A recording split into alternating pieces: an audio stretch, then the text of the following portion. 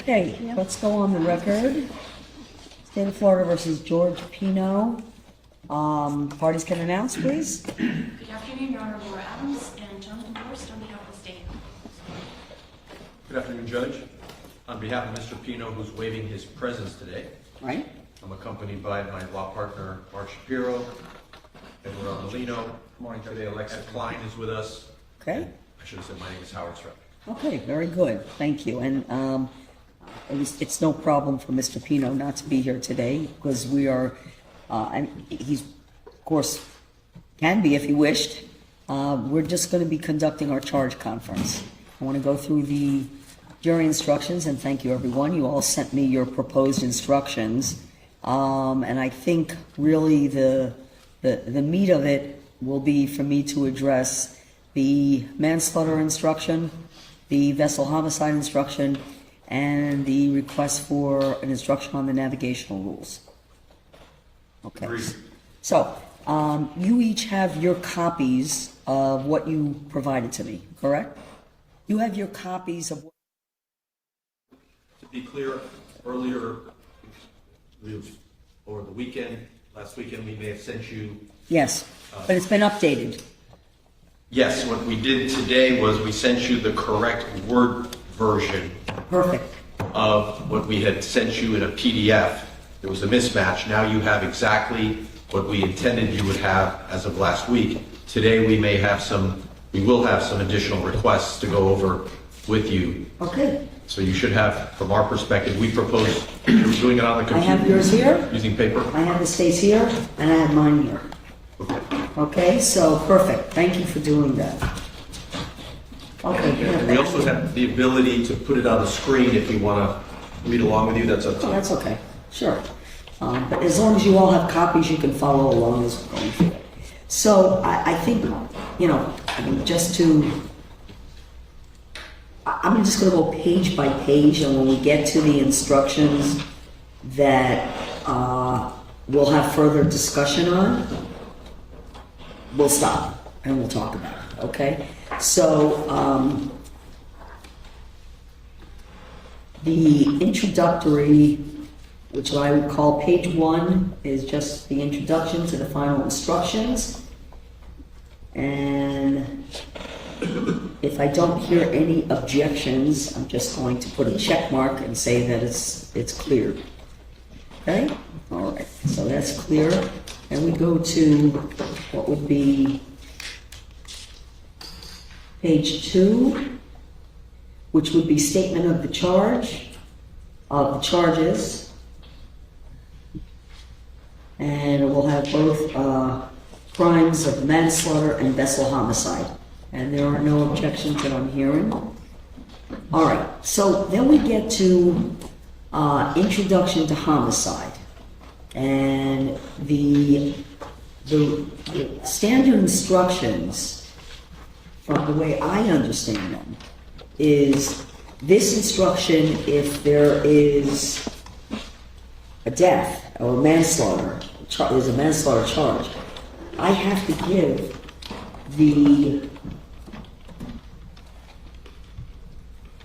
introduction to homicide with what would be excusable and definitions of excusable and justifiable homicide. So while it was it was X'd out in the defense filing. You all want to talk about that? Sure. Would you like us to stand or can we remain seated? You could sit, that's fine. So the state is proceeding, we believe, we're talking about manslaughter now. Well, I'm talking about, again, yeah, it would be, well, I'll have to state this, for the introduction to homicide instruction, all right? Yes. That would be 7.1 Correct. of the jury instructions. Now, it must be read in all murder and manslaughter cases. So I would not have vessel homicide in there and referred to. anyway, because it's to be read in all murder and manslaughter cases under the rules. Which I'm gonna double check, because in any DUI manslaughter case, Manslaughter, right, but I'm talking about Right. vessel homicide. I don't think I'm gonna say vessel homicide. I think it's manslaughter is unlawful, because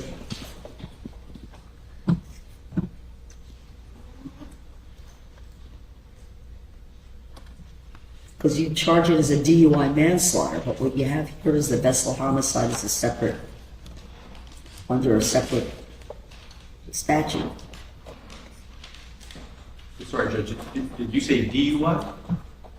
I mean, I thought the state just said that it's not a,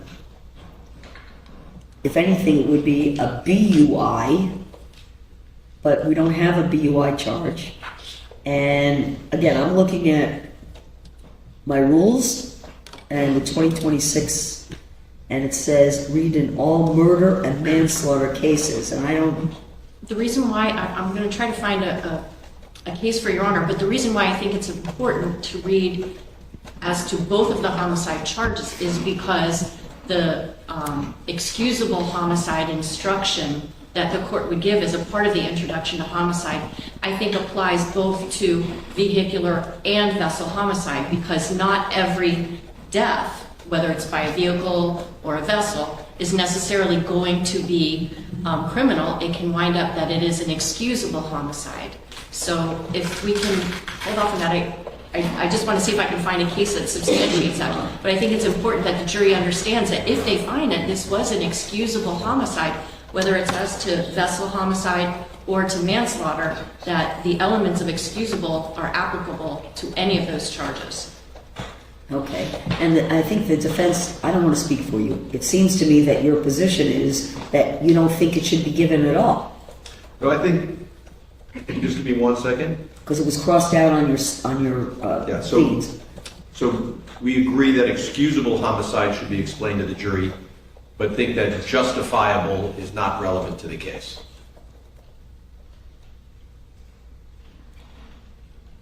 It may not be, Judge, but again, that goes along with the standard instructions, which is that the jury needs to be placed on notice that just because a death results, it's not always going to be criminal. For example, justifiable use of deadly force. Nobody's saying here that, obviously this is a self-defense case, but I think it's important for the jury to have context within which homicide charges are brought. And that's why I think the instructions for this instruction say it is to be read in all murder and manslaughter cases.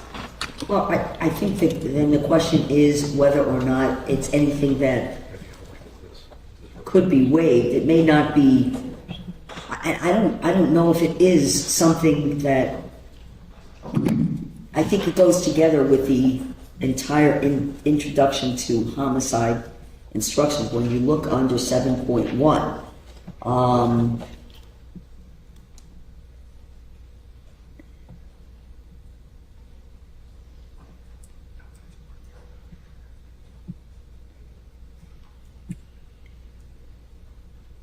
yeah, it's part of the instruction, so I don't know of a case where part of it can be waived and part of it included. I think the way the instruction reads requires me to read the entire instruction on introduction to homicide in these two subparts.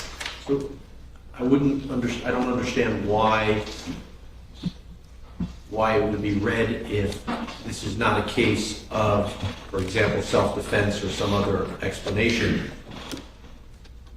And I think it's just going to confuse the jury on the issues that are before it. Because justifiable homicide is actually an affirmative defense, I believe. So now we're raising it sort of implies that the defendant has to show justification in a case that has nothing to do with that. But, Your Honor, like, if we were trying a case of, felony murder and there's no hint of any kind of self-defense in the case, the court would still be reading this instruction. It's not confusing. It's very easy to explain to the jury, and defense counsel and I can talk to the jurors about it, but you know, it's very clear. It's to be read in all murder and manslaughter cases. And when it's called Introduction to Homicide, I think it's kind of self-evident that it's any time that one person is charged with causing the death of another. That's a homicide. When the prosecutor is talking about, is that what the book says that it's supposed to be done, or the Supreme Court is saying it's supposed to be done? I'm not sure. But what is it that the jury is supposed to do with that instruction? When they're deliberating, what are they supposed to do with it? Why would they even refer to it? We're giving them information that is supposed to be useful to them. How is that information to be used in the jury room? When they're talking about, okay, what do we do with this justifiable homicide business? Why are they talking about that in there? And if they're not supposed to be talking about it, why are we telling them about it?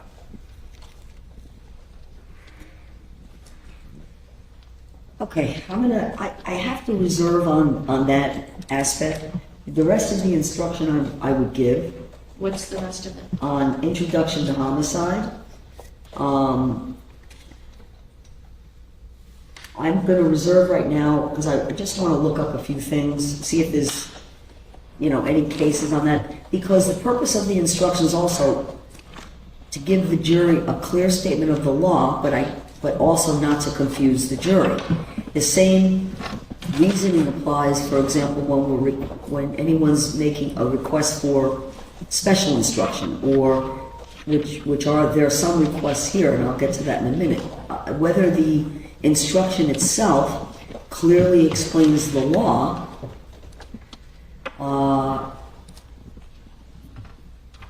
but if it's something that is particularly not applicable given the facts of the case, are we putting the jury in a situation where it might be confusing?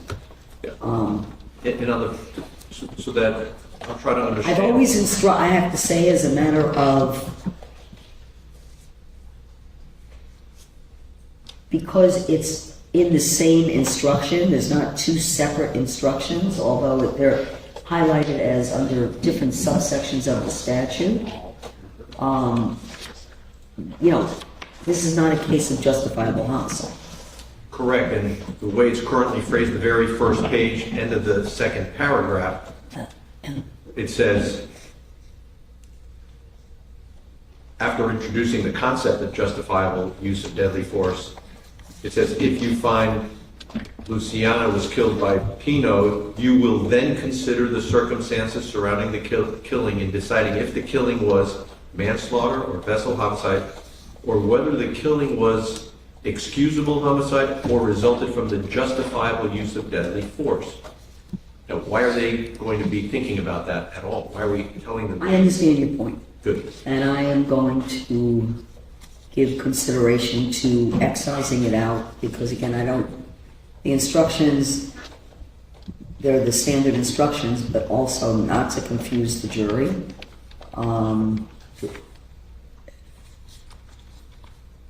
Or maybe some modified instruction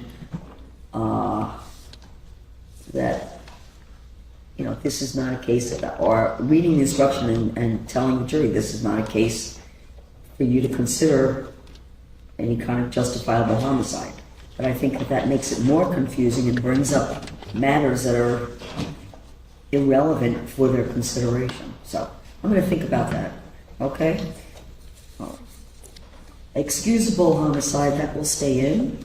And if I can address that one, because there may be some cause for confusion. So I'm reading the state's proposed instruction where it says the killing of a human being is excusable homicide and therefore lawful under any one of the following three circumstances. Okay. 2 and 3 do not apply in this case because this is not a heat of passion case and it's not sudden combat. Okay.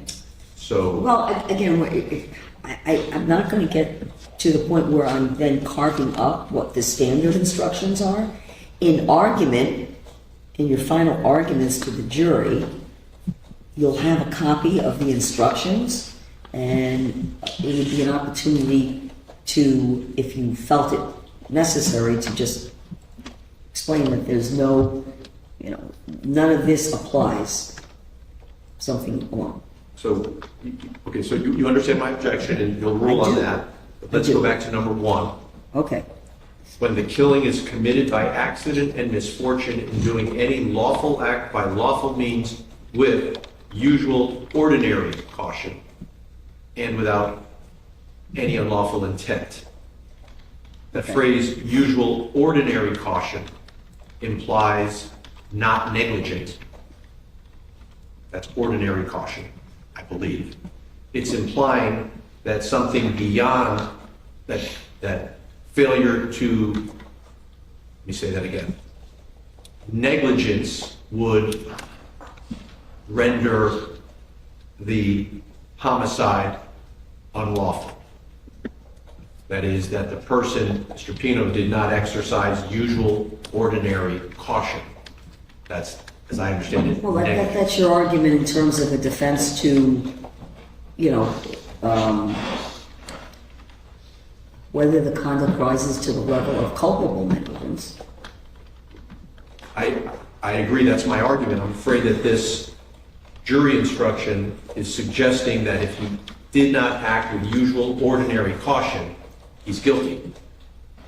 The state has to prove that he did not act, they have to prove he acted culpably negligent or, in vessel homicide, reckless. Right. Right?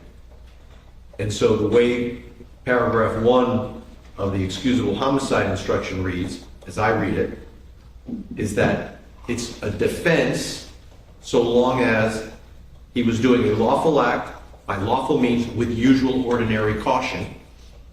Right? So he has to prove he was not When it's negligent. committed by accident and misfortune. Yes, but an accident can be mere negligence. Yeah. Right? Okay. Okay. So I'm not sure what the issue is.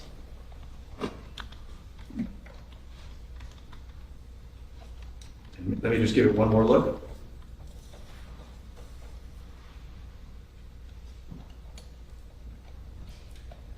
It's because mere negligence is not enough to convict. Okay. And this is implying that he has to be not negligent in order to benefit from excusable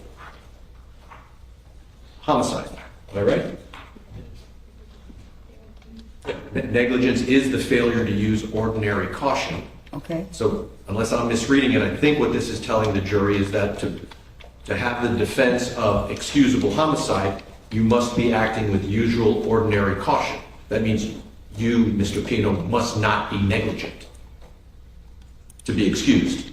It's implying that if he was negligent, he's guilty. Yeah, but he's not, your theory of defense is not that he should be excused, but rather he wasn't culpably negligent and or reckless. Yes, but this instruction seems to say otherwise.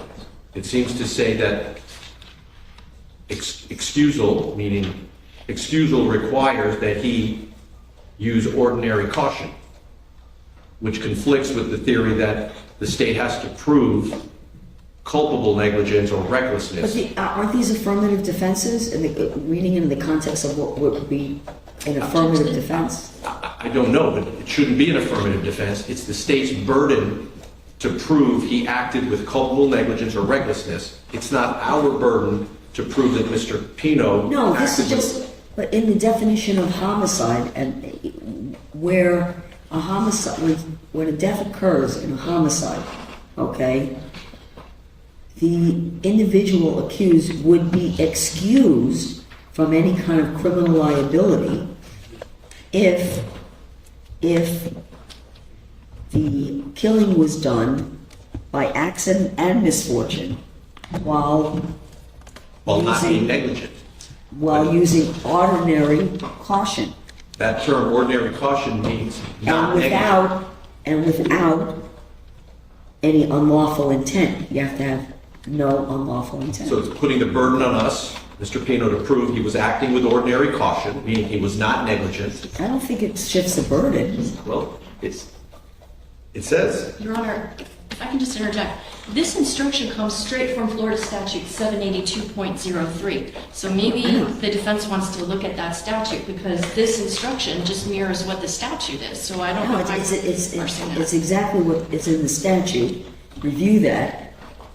I hear your argument that this instruction, your contention is, shifts the burden to the defense to do something, but I don't read it that way. While I understand what your point is, I don't read it that way.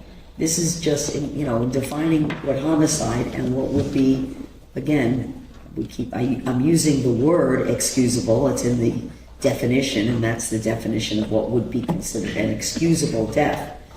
I don't think it shifts the burden or puts any responsibility. so maybe I should ask, what is an example of an excusable homicide that's not, let's say, justifiable homicide?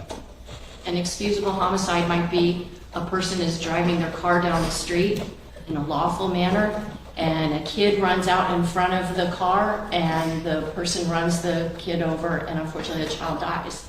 That would be considered an excusable homicide. If for some reason a prosecutor wanted to bring charges, then the defense would arguably be able to say, no, this is an excusable homicide because my client, this was an accident, this is misfortune, he was doing a lawful act by lawful means with ordinary caution without any unlawful intent.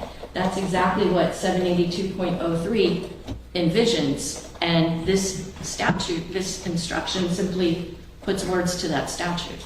If there's a presentation of an affirmative defense, there's no requirement it's on under- the defense to, there's still no requirement on the defense to present any affirmative evidence. So if the court, hang on one second. Yeah. Yeah, so our view is if the court is going to give us the choice between having that paragraph 1 and reject my suggestion that it should be modified, I would ask that no instruction be given on excusable homicide. Okay, that's your request. All right, what's the state's position? Well, the state's position, Your Honor, is that it has to be given because it's the law. 782.03 couldn't be more clear. And literally, if they don't want it to apply, that just seems, I can't understand why the defense wouldn't want an instruction that's supposed to be read in all homicide cases. It's introduction to homicide. I guess they think it's maybe not good for their client, but we're not going to stack the instructions to be pro-state or pro-defense. They're just supposed to acknowledge what the law is. Right, well, that's standard instructions.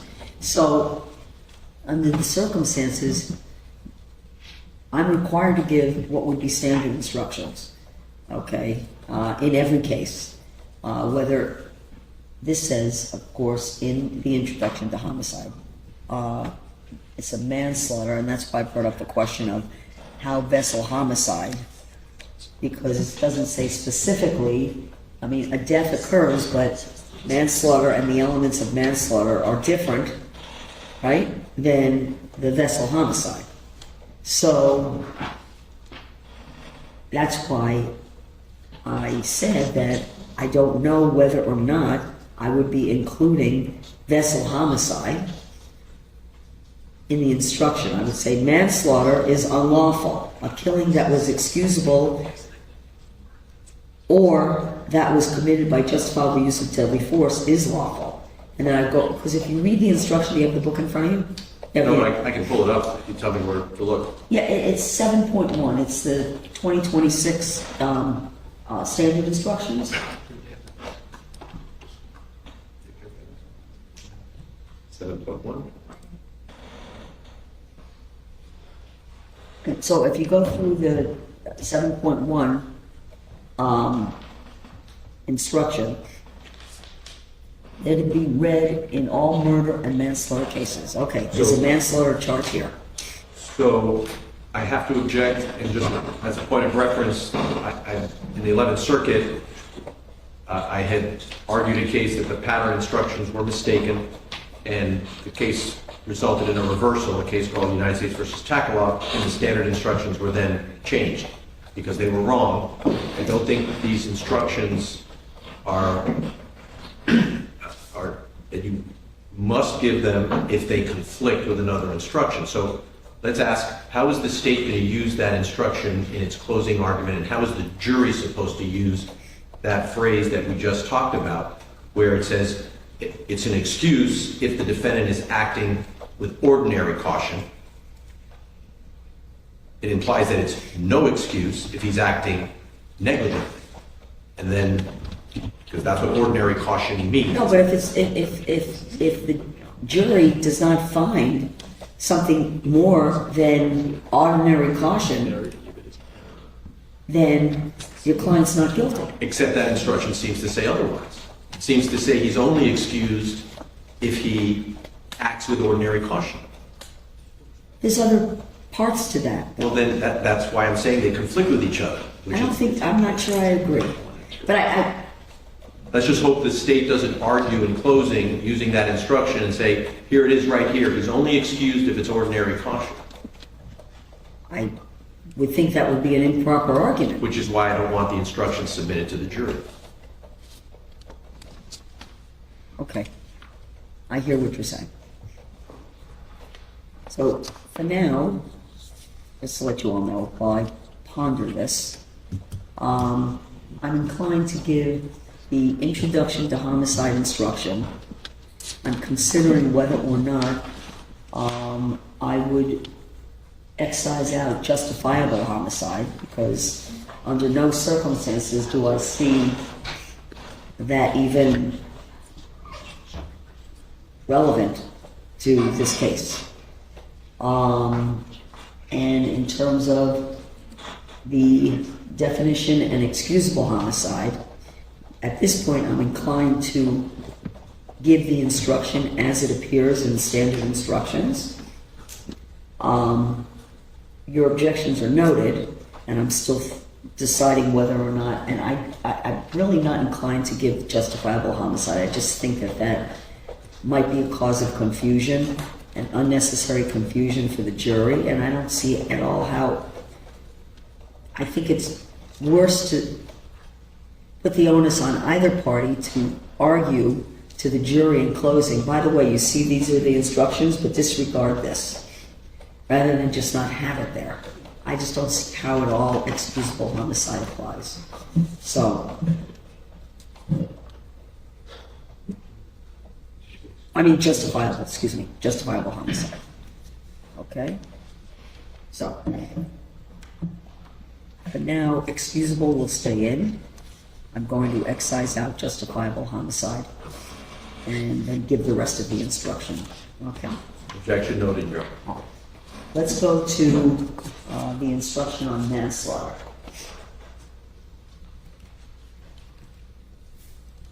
Okay, I'm going to find the defense visual instructions.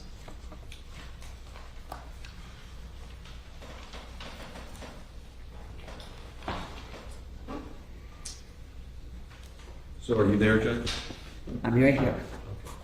Okay. Actually, I was going to propose, if it's the same to you, to start with vessel homicide, since manslaughter is supposed to be the instruction that has additional burdens on the state. So we can first understand what vessel homicide means, and then the court would decide what additional burdens the state has to meet to go to manslaughter from vessel homicide. So that's Okay.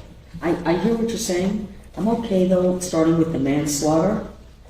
Just going through the elements that need to be established. And because you have, in the manslaughter, you have, and I understand why, you have included additional language that, in terms of definitional type of language, that you're going to ask me to instruct the jury on, that are not part of the standard instruction. That's right. And the reason why I'm going to make an assumption is because there has to be more that needs to be shown in terms of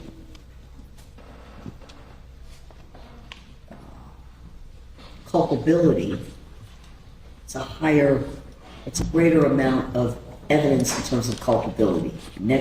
Culpable negligence is a greater burden, and in describing that, you don't have the same explanations provided in the vessel homicide. So that's in theory correct, although, as I've indicated throughout the proceedings, there's, in my view, tremendous confusion, indeed vagueness, associated with these two different charges. I understand the Supreme Court of Florida in a case called McCreary, and then a subsequent case over dissenting justices' opinions. There's this, I would say, at a minimum, confusion over the differences. If nothing else, it's hopelessly vague, but we'll get to that. And so, yes, I agree with you with that caveat. It seems to me that, well, I guess we should start and then we'll go through manslaughter. if that's Let's work through it, okay? So there is one issue I'd like to flag for you. So manslaughter apparently has multiple ways of prosecuting it. The statute itself, we can just pull it up. So we've been talking a lot throughout the trial about culpable negligence as one way to establish manslaughter. Okay, so let's look at 7.7 under the standard instructions. Let's go ahead and look at that, okay?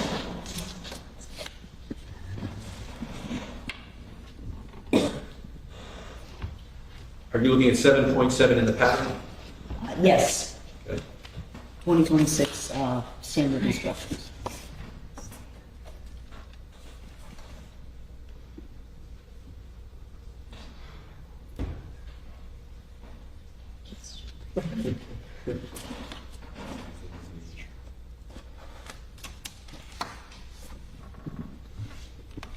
Hold on.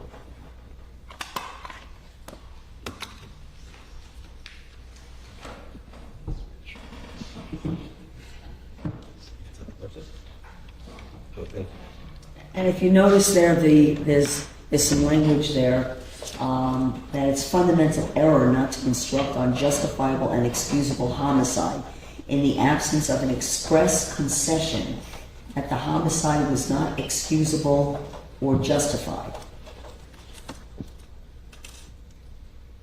That sounds to me like it can be waived, Well, so it's not required to be given. well, express concession, how I interpret that, right? Does the state have an objection to my excising out the portion of the instruction that I really think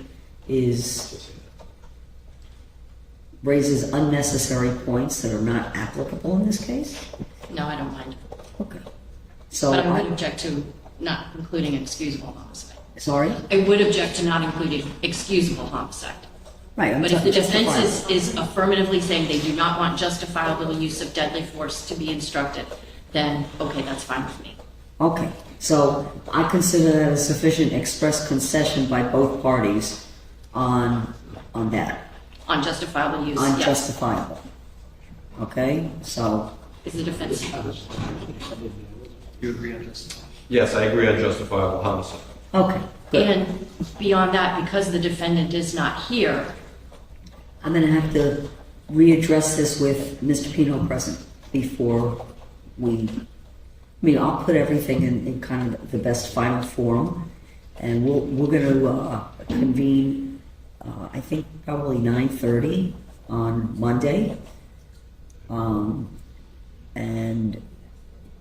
9:45 even. I think, having that express concession. I'm gonna have duplicates prepared for either way, just because I'm neurotic like that. So in the event that Mr. Pino doesn't agree, then I have the instructions completed. I'd like to have them completed, and we're gonna complete our charge conference today, is my plan, all right? Whatever is outstanding, throughout the course of the weekend, you'll hear from me, and I'm going to have prepared what I consider to be the final instructions. I'll put anything else on the record. And so they should be available to you as you're giving your closing argument. The state's going to start, and I guess you'll reserve time for a rebuttal argument anyway.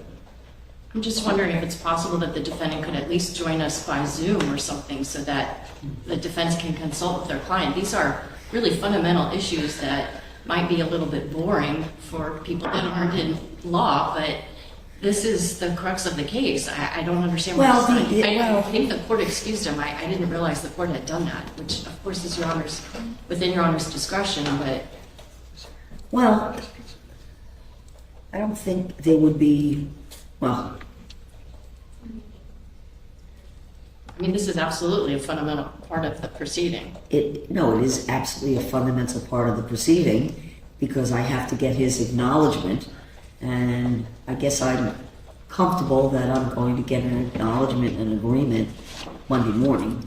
And I can tell you, I'm certain that Mr. Pino is going to rely on our advice on these issues, without a doubt.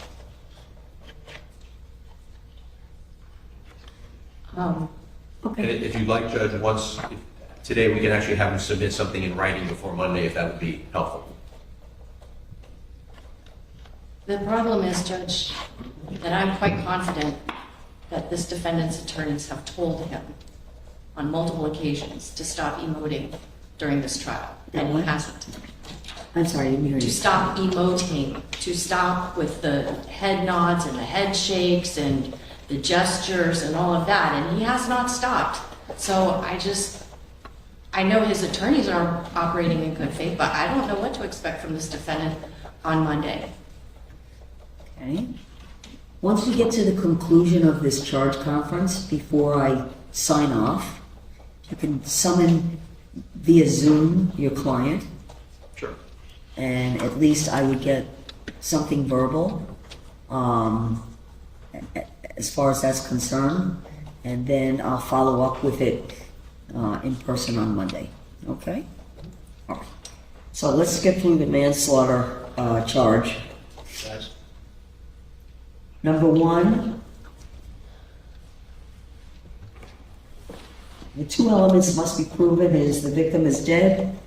So Luciana Cristina Fernandez is dead. And number two, give as applicable. So there's several subparts. A, defendant intentionally committed an act or acts that caused the death of the victim. Now, you've taken that out. Yes. Okay. We believe this case is about culpable negligence. That's the third prong, C. Charlie prong. Okay. And so A and B are not at issue in the case. Okay. Judge, the information in count one alleges that the defendant did intentionally commit an act or acts and or acted with culpable negligence. So that's why both prongs should be given to the jury. The court did not JOA on either prong. I didn't. No. Okay. So let me begin by renewing then on the A prong of manslaughter. And then we're going to, if the court is overruling that, then we're going to have to spend some time understanding the difference between the two, because it's going to be complicated. But first, my motion is to judge an acquittal on the A prong, intentionally committed an act or acts that caused the death of Lucy. Which is what I heard yesterday, I think. That was part of... That was part of it. And Your Honor had asked some provocative questions about that. Oh, thank you. Okay. Well, many of your questions are provocative, but on that subject, it caught our attention because what is the act, what is the difference between A and C? Let's ask the question that way. You would ask the question, No, I mean, I think I understood our conversations and what I based, my ruling on. I denied the judgment acquittal. The state charged this in the alternative, right? And or it could be either. So manslaughter could be, in their charging document, if they're able to prove manslaughter either by Mr. Pino intentionally committing an act or acts that caused the death of Ms. Fernandez, and/or the death of Ms. Fernandez was caused by the culpable negligence of Mr. Pino. Right. Right. And so your question was, and part of the argument was, what is the act or acts, well, that caused the death? The defense position is hitting the marker was the act that caused the death. Correct. Okay. Because absent the elision, there's no death. Okay. Understand. And I'm not going to speak for the state, so I think I understood their argument was the act leading to the elision are the intentional acts that lead to the death, such as, Ms. Adams, I think you said, the change of course. Right, we already litigated that, but yes. Okay, so, and that's what the state argued would be the intentional act or acts that ultimately caused, that caused the death of Ms. Fernandez. Does that make sense? Except that the change of course didn't cause the death. It was the elision that caused the death. I understood change of course is the culpable negligence, is putting it on a path towards an elision. It's not, it doesn't cause the death. So at the moment that he changed course, nobody died. I can't charge the water with causing her death. That what? I can't charge the water with causing her death. I mean, we already litigated this. These are whether in the charging document, the court denied the JOA. This is an accurate statement of the law. Okay. So let's go down that rabbit trail. What is the jury under 2A, the act or acts that caused the death? The state is saying now it's enough that he changed course. I'm not saying that. I'm not sure what then the act is that caused the death if it's not the elision. Because typically culpable negligence is the whole course of conduct that puts the passengers in peril, is what typically happens with culpable negligence, driving in a completely erratic way beyond the pale, and something happens, but it was not, it was no intention to crash in a culpable negligence case. If he intended to crash, if the driver intends to crash into the pole, if Mr. Pino intended to crash, let's say that a driver says, I think the Robalo can handle it. I'm going to hit the pole and prove that the Robalo is just as good as a Grady White, that other boat brand. What is the crime? He didn't intend to kill anyone. He thought it was going to survive the crash. He's guilty of culpable negligence if the state proves he's acting with such depravity that even though he doesn't intend to kill someone, that act of elision causes the death. Doesn't it go to whether something is foreseeable given the conduct? It would be foreseeable that someone could die if you allied with a marker at 47 miles per hour. So if the person intentionally allied with the marker at 47 miles an hour, that would be manslaughter. It could be murder if it was his intention to kill everybody. If it was suicidal and homicidal, that was his intention. The state's not contending that. There's no evidence of that he intended to kill anyone. The state may be contending, I thought they were contending he wasn't intending to hit the marker at all. That's what they've said before in this courtroom. So if he was not intending to hit the marker, and he was simply intending to go back to Ocean Reef, but because of his failure to act with sufficient care, he was reckless in the way he operated, he accidentally hit the marker, accidentally meaning he didn't intend to, then he's perhaps, that's where the state is pursuing subsection C as a theory of manslaughter. That's how I view the difference between A and C. A was an intention to strike the marker, although without intention to kill.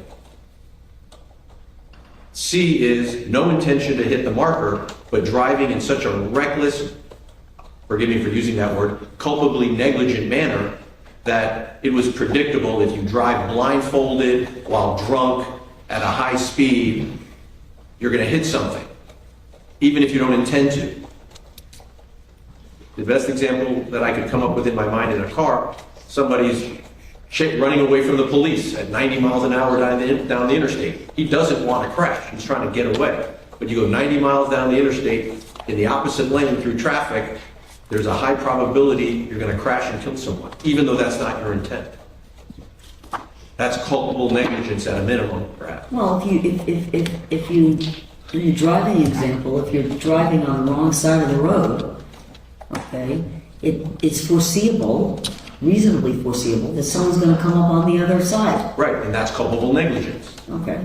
That's different than But you don't need to be driving at 80 miles an hour to do that, or, weaving, or...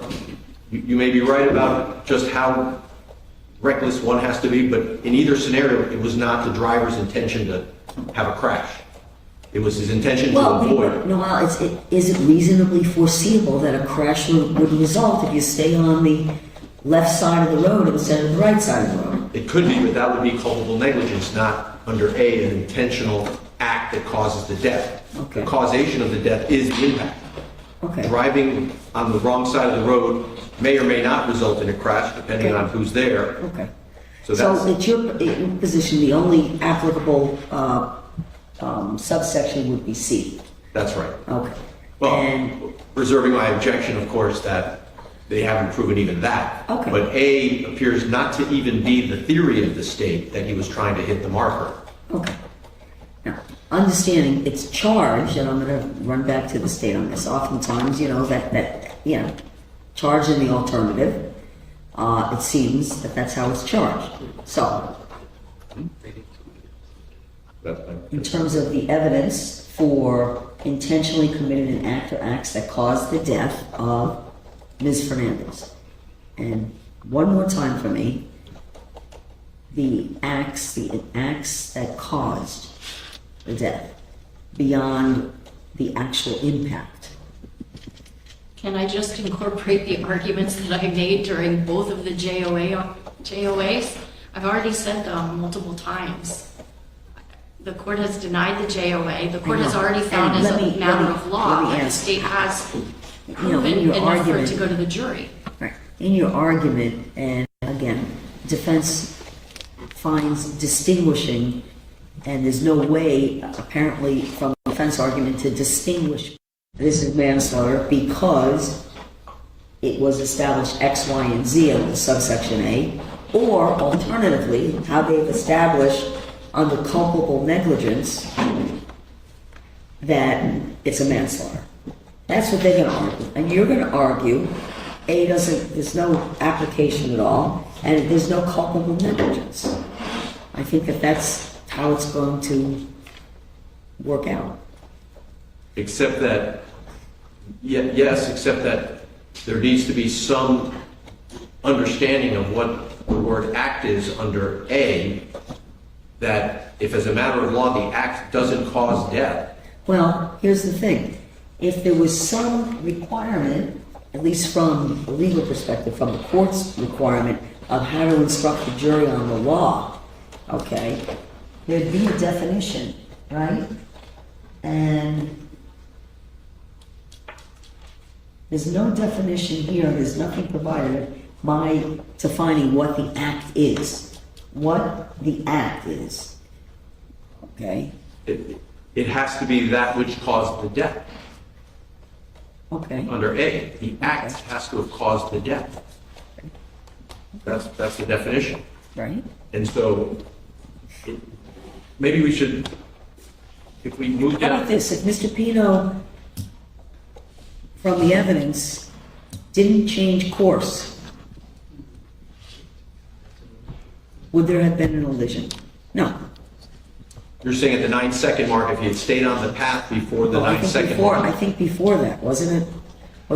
Wasn't there a change of course at like 30 something seconds? I think the state's theory is that at about 9 seconds to impact, there was a change of course that put him on a collision course. That's the state's theory. So that's the question, right? That's my question. If there was no change of course, At 9 seconds, he would have there would be avoided. no collision. That's correct. Okay, so I suspect what's going to be argued is that the act itself of changing course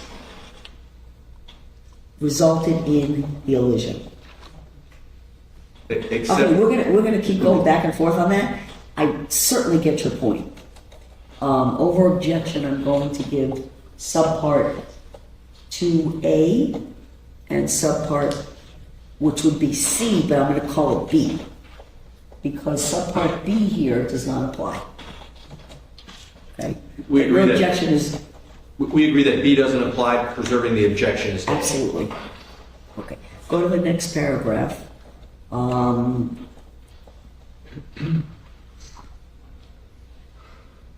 Okay, I don't see any conflicts in what you've provided. Then the paragraph that starts with to convict of manslaughter.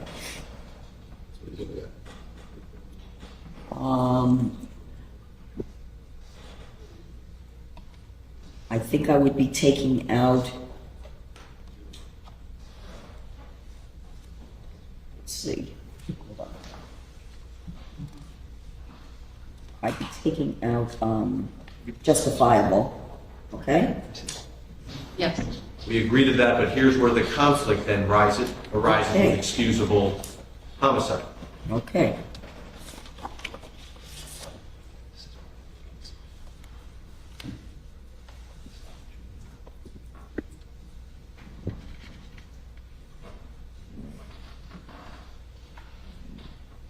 It says not merely negligent.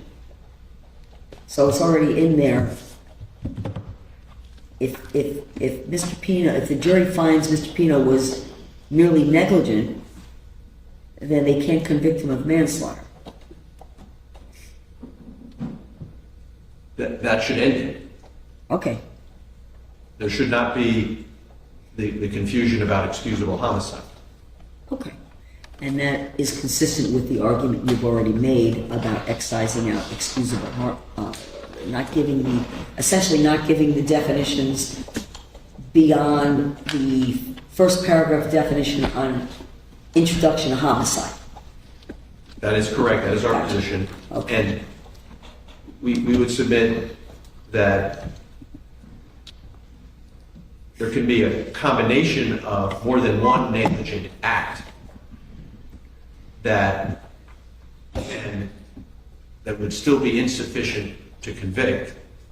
And to the extent that this is implying you can have one negligent act, as long as it's clear let me stop a second.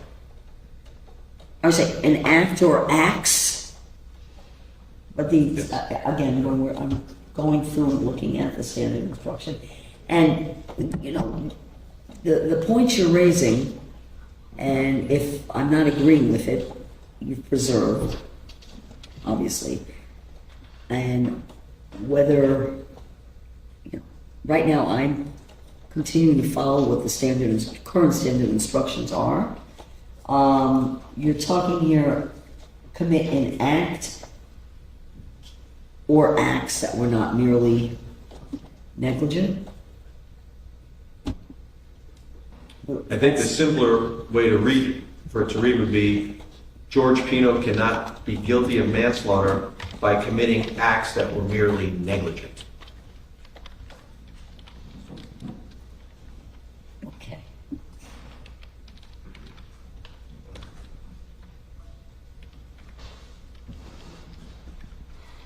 Well, that's kind of an interesting point, right?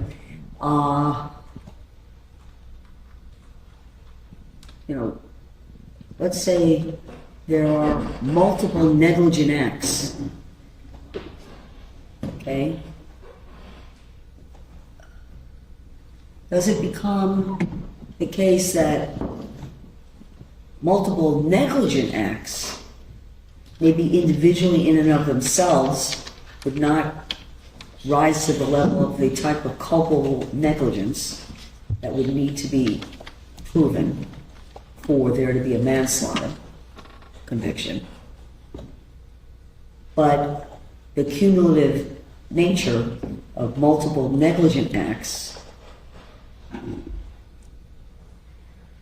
combined to establish the level of culpability necessary to establish culpable negligence and manslaughter. I have not seen a case that says that you add up failure to act with ordinary care, that a combination of failures rises to the level of culpable negligence. I just haven't seen that case. I'm just, this is kind of a mental exercise. Because what we're getting back to is it one act or is it multiple acts? Is it the operation of the vessel as one act? Or is it speed plus X plus Y plus Z, none of which per se rise to the level of culpable negligence? Well, isn't that what a lot of the cases that when you're talking, the cases that you've cited? Right. It's that there's a combination of factors that led to the conclusion, at least for that jury that was affirmed on cases, or a combination of factors that would either support or not support the verdict. Right, in many of those cases there were multiple acts and the courts of appeal said not enough. Okay, right. So that the combination of multiple failures of the defendant do not combine to reach the culpability. Depending on what you look at the totality of the circumstances, right? You have to look at the totality of the circumstances. You can't just look at it in a vacuum. Each case is very fact specific. Right, so the combination of conduct, I suppose, is either negligent or not. And if it's negligent, then is it culpably negligent? Meaning it's not mere negligence, it's got to rise to the level of that willful, wanton, because by definition, mere negligence is not an affirmative decision one makes. It's a failure to exercise care. It's not a willful and wanton disregard. That's where we get into the higher level of, mens rea. Mm-hmm. So I forgot my keys. I did a whole bunch of things where I was not paying attention, and I still didn't act with, mens rea. It was just. It doesn't. Well, again, depends on the circumstances that you place yourself in, or that are created, right? So, I think that's the whole point of one of the points of this case, isn't it? So we could just go through we can do our sort of closing argument in deciding how to evaluate this, but ultimately the event that, as we've said already, the event that causes death is the collision. Anything short of that won't, as you pointed out, if you stayed on course at that speed with those life preservers, with everything else the state is focusing on, there's no death. So that's why I'm struggling with the theory that the state is advancing, and it can't be enough that the state is going to say the flares you should consider that he had expired flares on his boat in deciding whether he was acting with wantonness or willfulness in his operation of the motor vessel, that he forgot to update his flares, and you should consider that.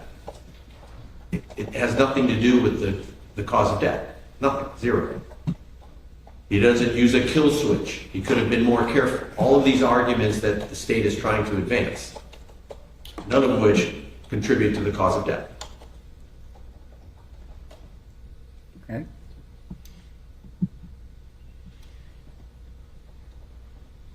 So where am I going on act or acts? We propose the language. If you're going to overrule it, then it just remains the pattern. Any comment from the state? Well, I just want to make sure of the standard instruction after Your Honor reads the two elements of manslaughter. Every person has a duty to react reasonably toward others. Are we in agreement with that sentence? Yep.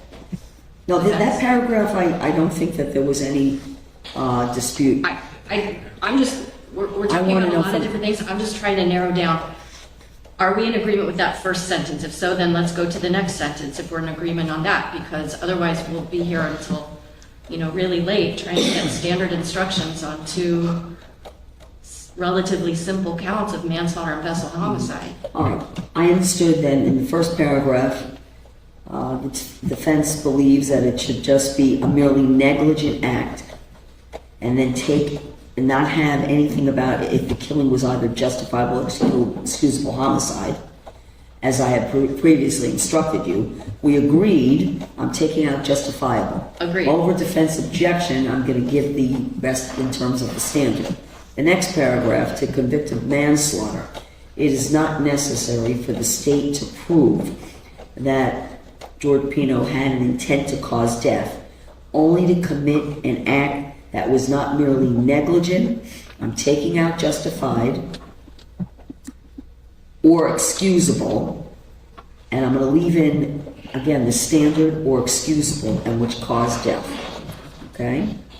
Go to the next page, where there's a definition of culpable negligence. Judge, so the paragraph you just read Yes. begins with to convict of manslaughter. That paragraph, at least under the old instructions, made clear that that is a reference to the subsection A theory. Correct.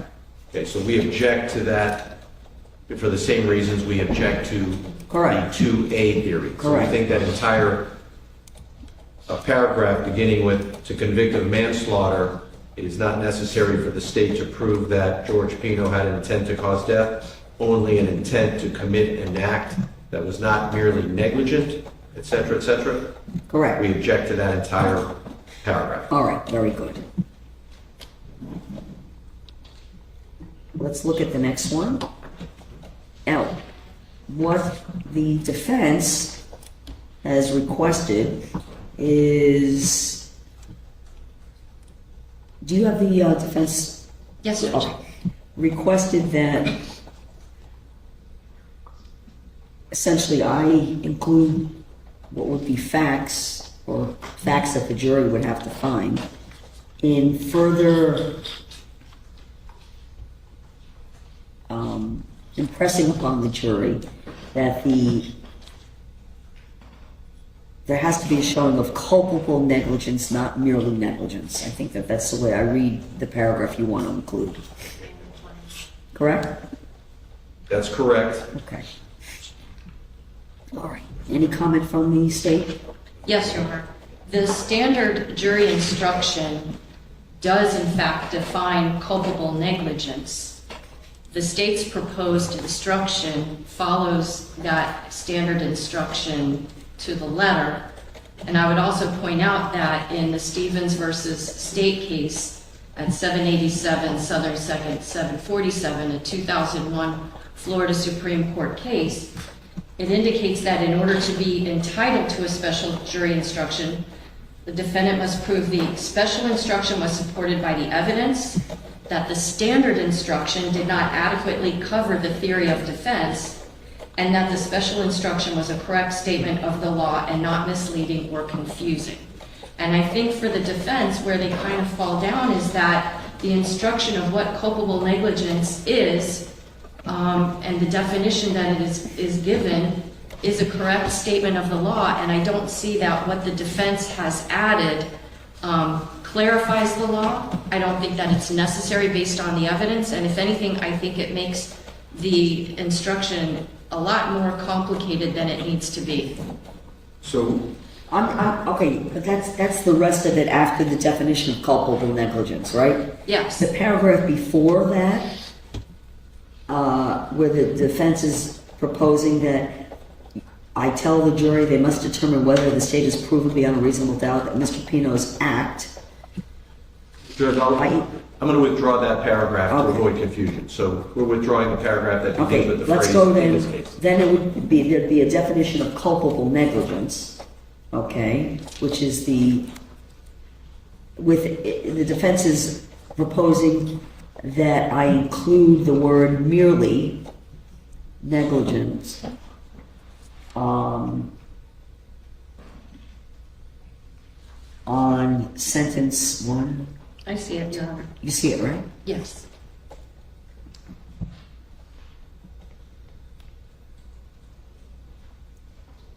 Okay. Any comment from the state? Yes, I don't think that it's necessary because the standard instruction indicates that if there's a violation without any conscious intention to harm, that's negligence. Right. Culpable negligence. No, hold on. I don't think that Including the word merely. Do you have any comment on that? Yes, I object. There's no reason to inject that into a standard instruction when the standard instruction adequately informs the jury what the law is. Okay. All right, I understand the request. I'm going to deny the request over objection. I'm going to take the word merely out because it's not part of the standard. I think the instruction correctly defines the law. And again, I think that's for argument that the defense can make, but I'm going to instruct the jury consistent in this paragraph with what the standard is. All right, then we get to the negligent act or omission must have been committed with an utter disregard for the safety of another. Culpable negligence is consciously doing an act or following a course of conduct that the defendant knew or reasonably should have known was likely to cause death or great bodily injury. So you both agree on that. There's been no change there. Agreed, Your Honor. Then, that would, now, in terms of the standard, that's the conclusion of the standard. What the defense has asked, I guess as part of it would be a special instruction, would be additional language and additional definition. Okay? And you're making a reference to 8.9, which is the proof of the crime of culpable negligence.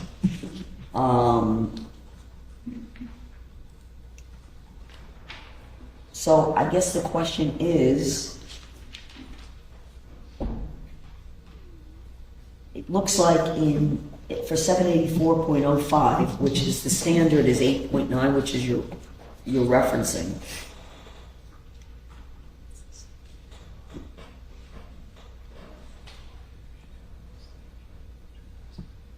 The definition of culpable negligence seems to be a different, more expansive in the 8.9 instruction than 7.7 under manslaughter.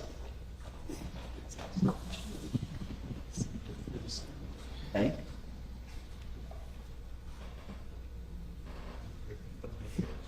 So that's that first paragraph that you're asking in terms of the special instruction for me to include.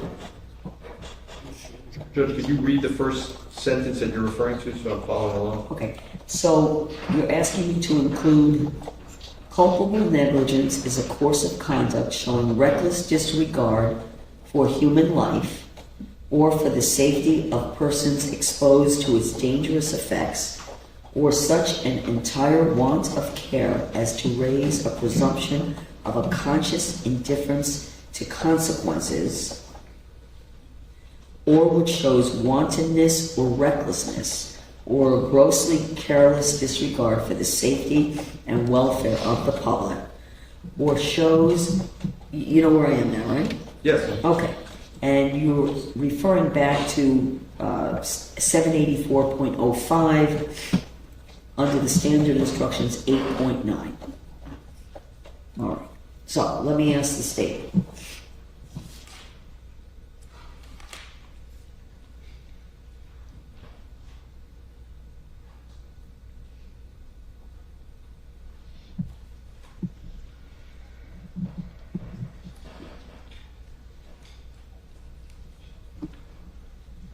your thoughts on that, which provides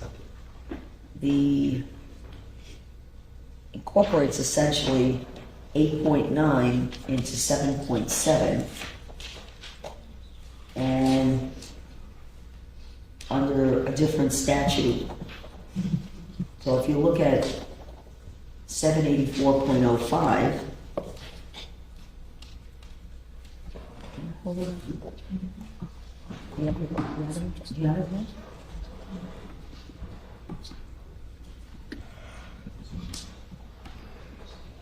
784.05.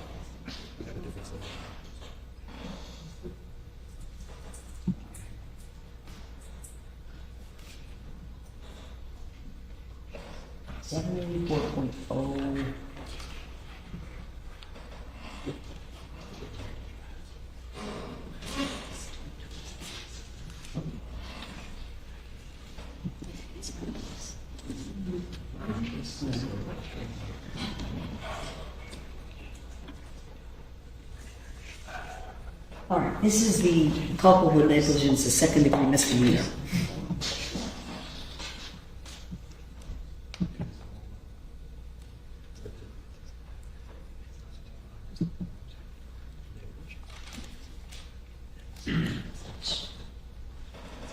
And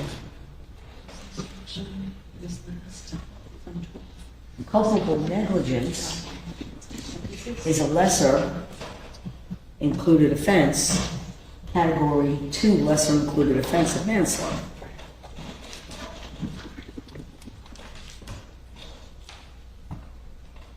So, Judge, the reason why what I would suggest to the court is this. If the court looks at the instruction 7.7 for manslaughter, yes, at the bottom it says it was last amended on September 12th of 2025. right, If you look at the definition of culpable negligence under Florida statute 784.05, which is in 8.9, yes, it indicates that the last time it was amended was in 1985. yes. So I would submit to the court that the September 12th, 2025 instruction for manslaughter's culpable negligence definition is the proper one for the court to give. Okay. I am going to give the 7.7. My question would be, though, when you look at under manslaughter, category 2 lesser. Yes. Okay. So category 2 lesser is culpable negligence.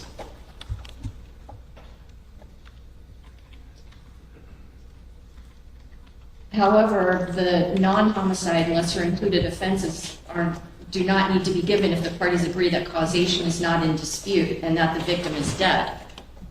And that's from Carver v. State. Do not have to be given, right, under Carver.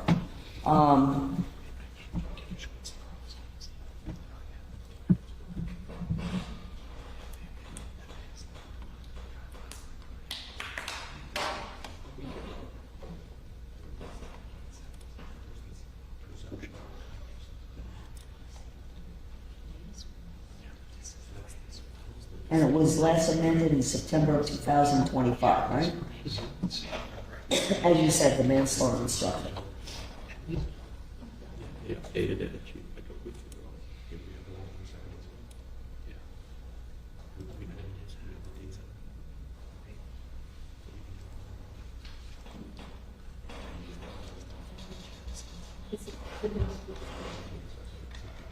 So I guess the question is causation an issue?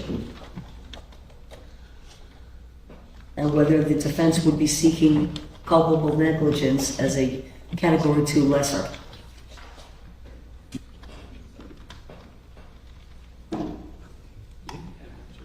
So I think that's the question for the defense. So I'm going to give the standard 7.7. I'm not going to, that first paragraph at least, I'm not going to give that as part of a special instruction to 7.7. The question is going to be whether or not the defense believes it's appropriate for me to give a category 2 lesser of culpable negligence, but with the caveat that, oh, but that's a non-homicide lesser. And so we have a homicide, so Right. it's not applicable. I just kind of talked in a circle, but since there's a homicide, the lesser doesn't apply. I understand the principle. This is where it gets back to the issue if the state is focusing on acts which did not cause that did not cause the death. Our view is it's the elision, not these other, like speed, for example. They're claiming speed, that he accelerated. That's the culpably negligent act. And absent the elision, there's no death. So that's the rub. I also recall that culpable negligence, I think, is a lesser included offense, that the misdemeanor is a lesser included offense of vessel homicide. Well, we'll get to that when we get to vessel homicide. Okay. So, over objection, I'm not going to give a special on paragraph 1 in the defense request, and then there is additional explanation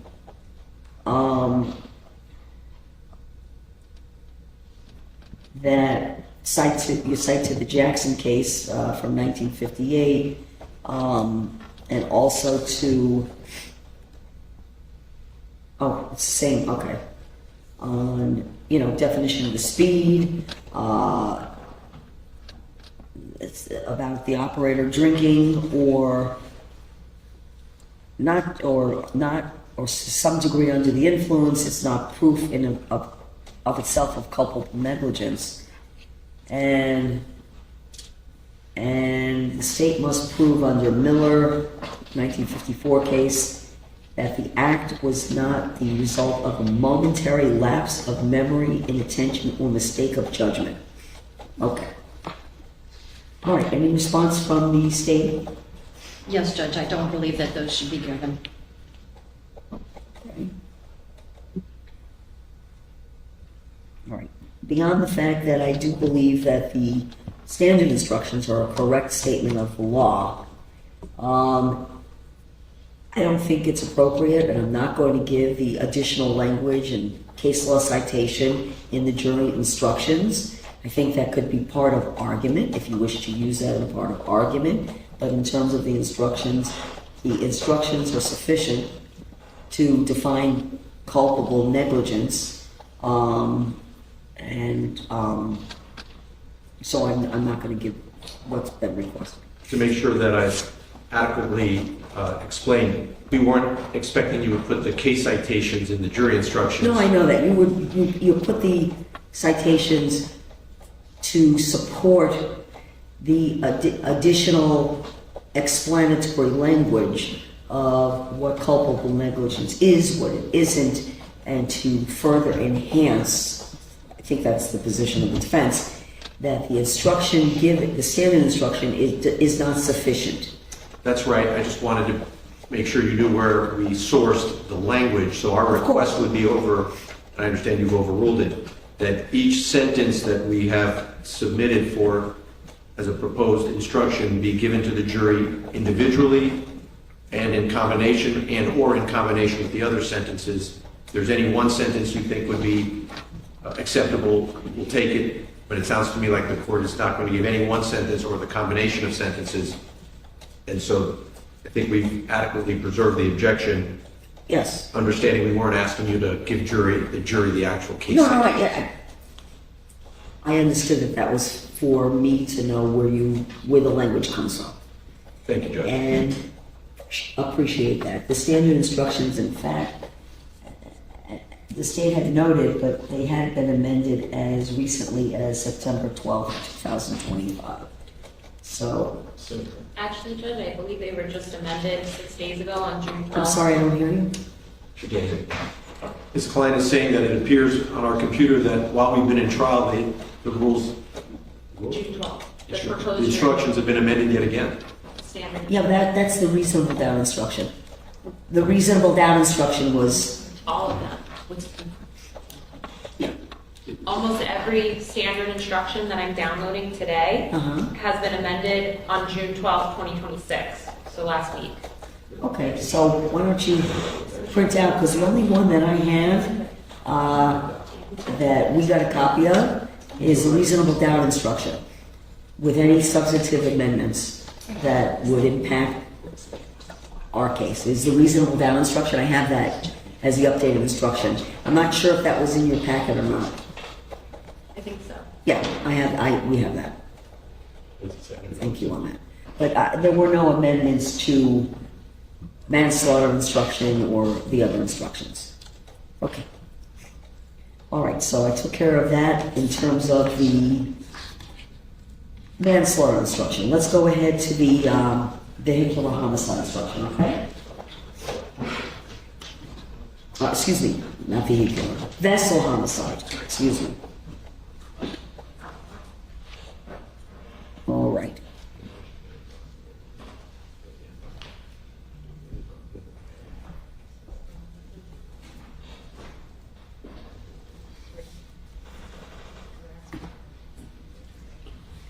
Okay.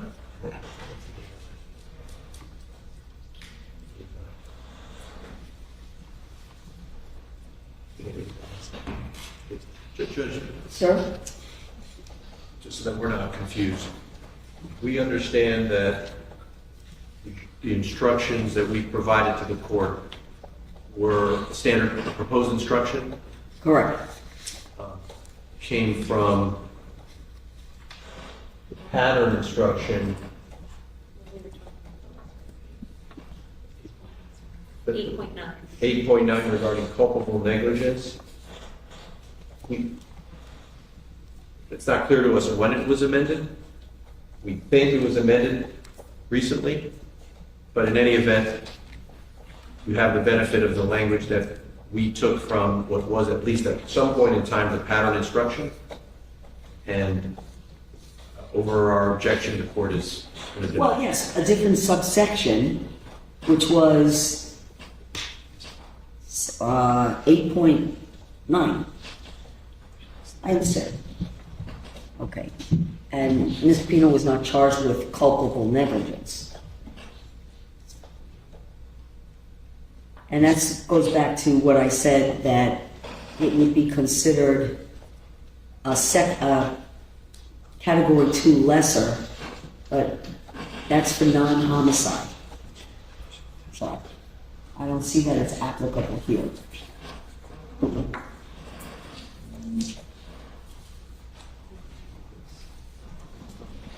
Okay, so let's go ahead and look at vessel homicide.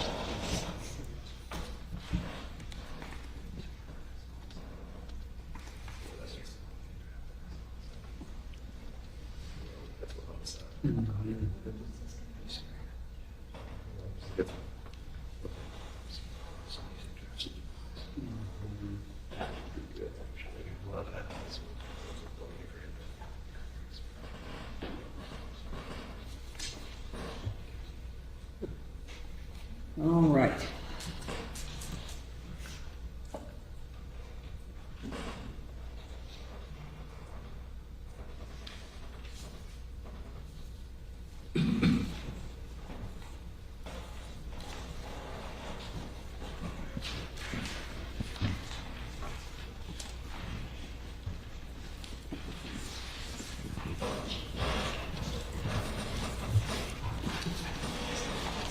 All right, to prove the crime of vessel homicide, which is 7.9. So with vessel homicide, this will be a bit simpler because we did not propose any changes to the pattern, but we have proposed supplemental instructions. Right, which I would consider as requested for special instruction, so the question is going to be back to whether the standard instruction sufficiently defines, is sufficient in its language and correct, and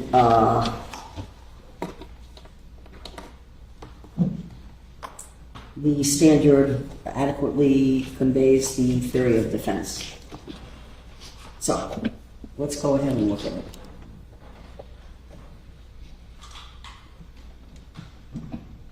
I don't think you were proposing that I include a citation to the Lizardo case. Correct. You just put that in there for my information. It happens to be in the pattern itself, by coincidence. Yeah, no, it is.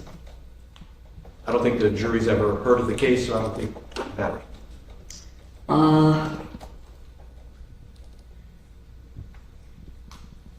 So let's say, why don't you pull up, please, if you would,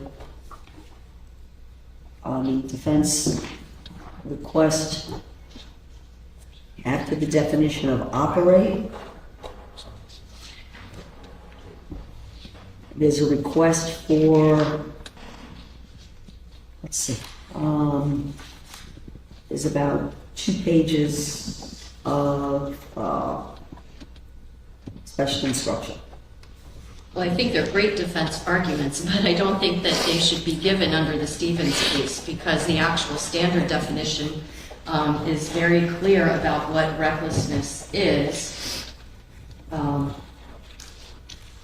reckless requires the state to prove more than a failure to use ordinary care. It means in a willful or wanton disregard for the safety of persons or property, and then both willful and wanton are defined. And it just seems to me that what the defense has done is just taken a lot of different ways to try to, I don't know, put into jury instructions things which should be arguments. What should be the jury instructions is what adheres to the actual statutory definition. The way that case law has been decided or the way that judges have written certain appellate opinions does not transform those into instructions that should be given. Okay.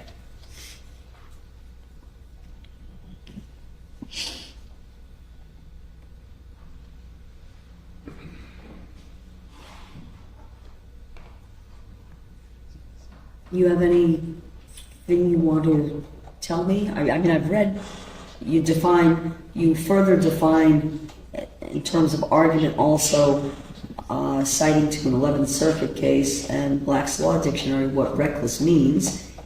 And then the next paragraph,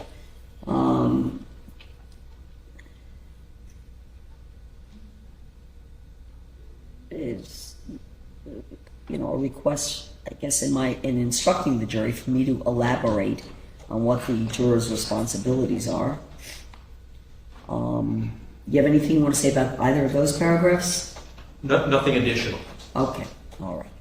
I'm going to decline to include the special request, but they are included as part of the record in your special requested instruction. You should have a clean copy and include that in part of the record. So today we will file what we email to you so that everybody's operating under the same paper. And then on Monday morning, just make a reminder that, just for purposes of the record, that your requested instructions are documented and included in the record, but they're not anything for the jury. Understood. Okay. Let's go to the next page, if you would, where there's further request for the court to further define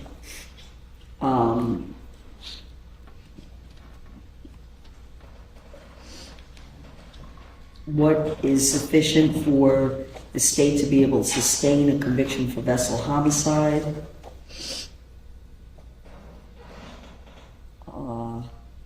Again, that first paragraph, I see this as, and again, you're giving me the citations to cases. It wouldn't be part of the request, but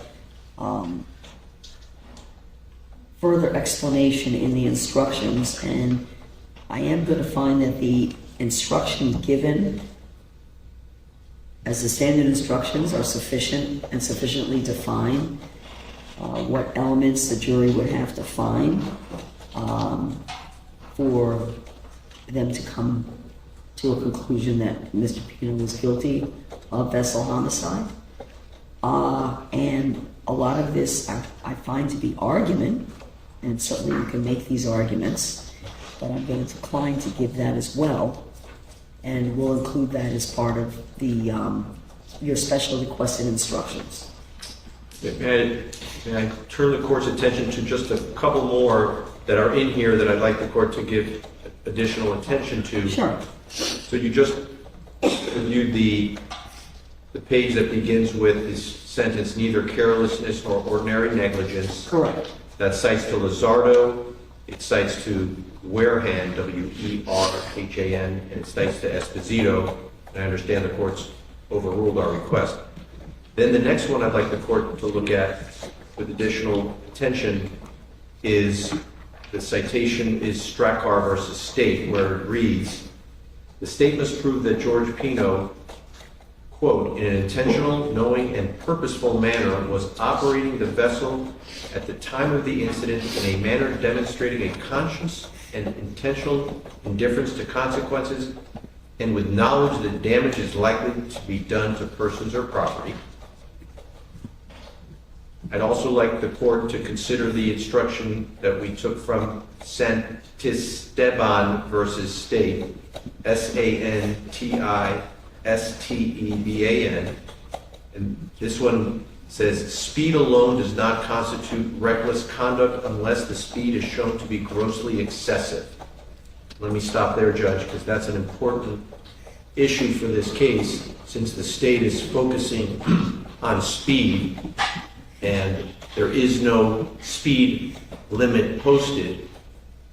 We would argue that it creates a bit of a vagueness problem, not a bit, a serious vagueness problem for the operator of a vessel, because speed now becomes at the discretion of the law enforcement officer or the prosecutor handling the case as to what they personally think the speed limit should be under a particular condition. And the jury needs to know it's not even enough that the speed might be deemed excessive. Under those cases, it has to be grossly excessive. Well, let me ask you, sorry to interrupt.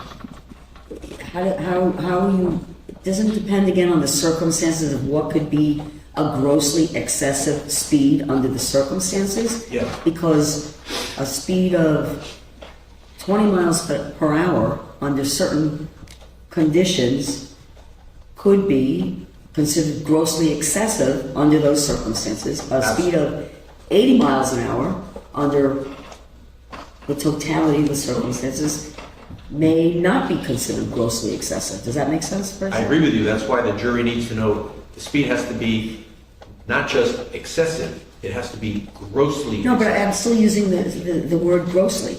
It could be grossly at 30 miles an hour, depending on the circumstances, the additional circumstances. I mean, That's would fine. you agree can- with that? If you feel that it would be helpful to add that speed alone does not constitute reckless conduct unless the speed is shown to be grossly excessive under the circumstances, Yeah. I'm okay with that. Okay, I'm not inclined to do that. Oh. I just brought it up for, our discussion. Right. And the reason I'm addressing it is because the state is arguing the speed was excessive. The rule that was presented to the jury, the safe speed rule, implies that there is a particular threshold for safe speed above which a speed would be excessive. And yet that's still not enough to convict under the case law. It would have to be grossly excessive. Okay. And the jury needs to know excessive speed alone is not enough. Okay. It's got to be grossly excessive.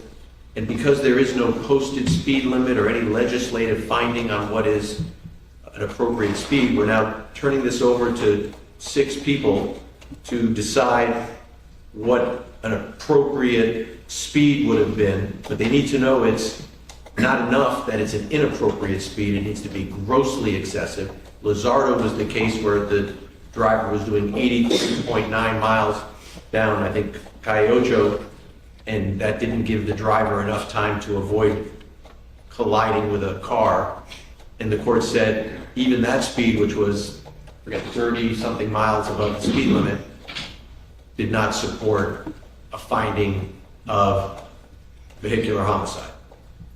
So that's why we need to make sure the jury understands the speed by law needs to be grossly excessive to support a conviction. Okay. You have anything you want to respond to?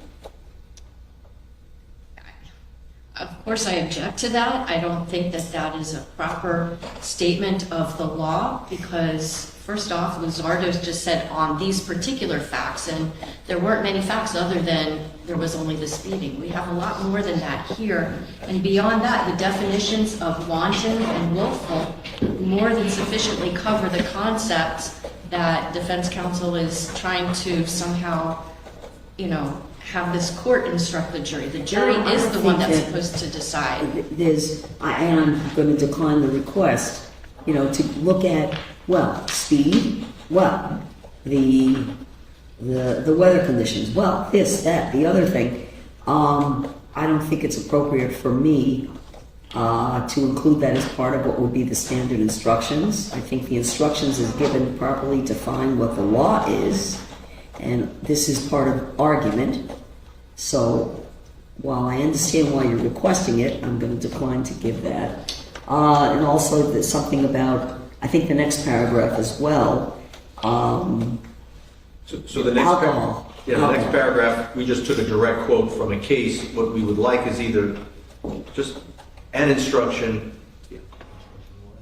that consumption of alcohol, absent impairment, does not constitute recklessness or culpable negligence. That's what we're requesting. Okay.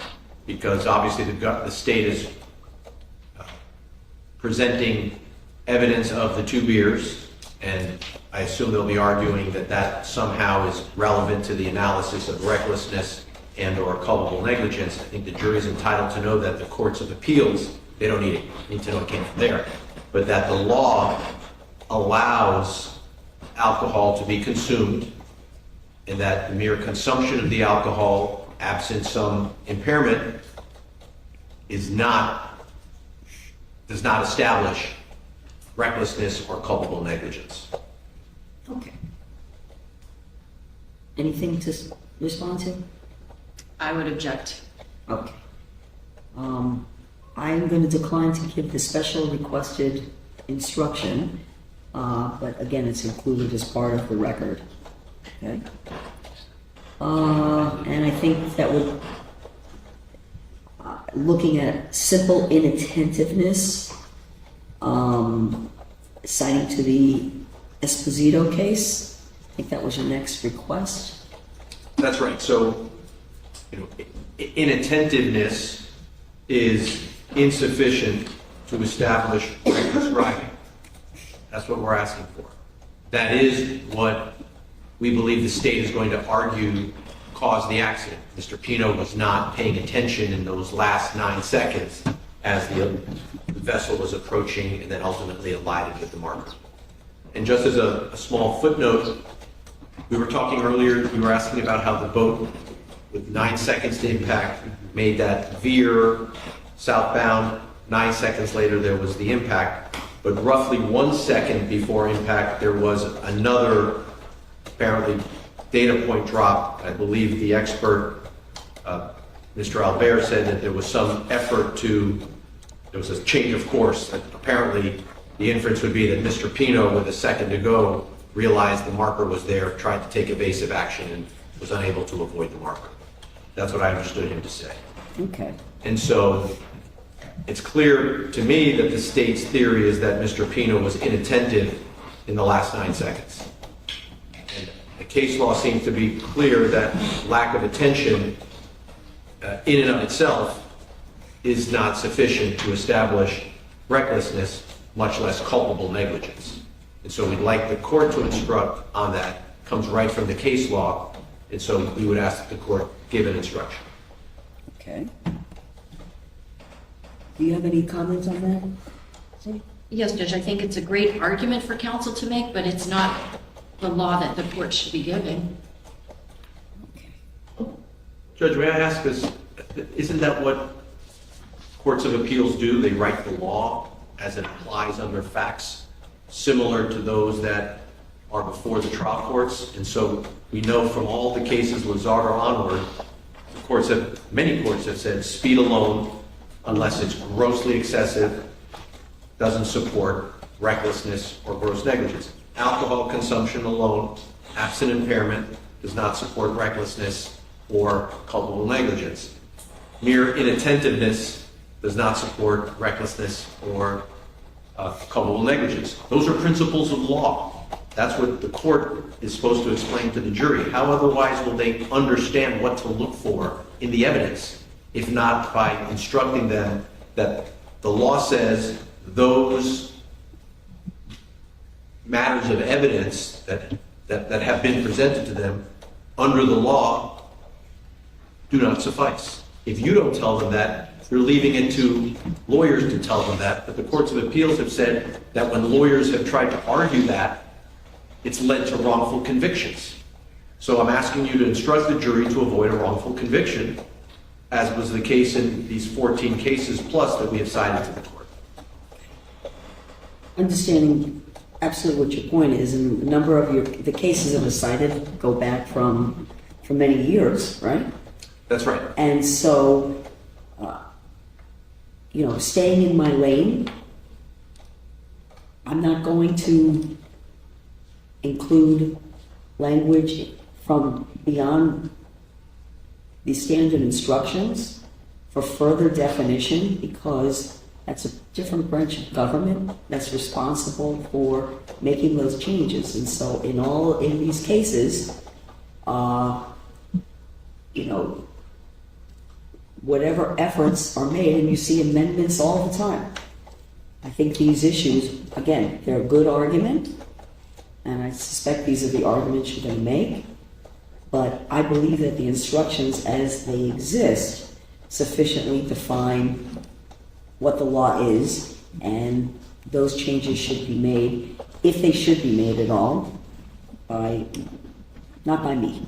So, but I understand your point. And I appreciate that you're willing to have the dialogue. This is why in the 11th Circuit they had to change the instruction, because the standard was inadequate to inform the jury of the law.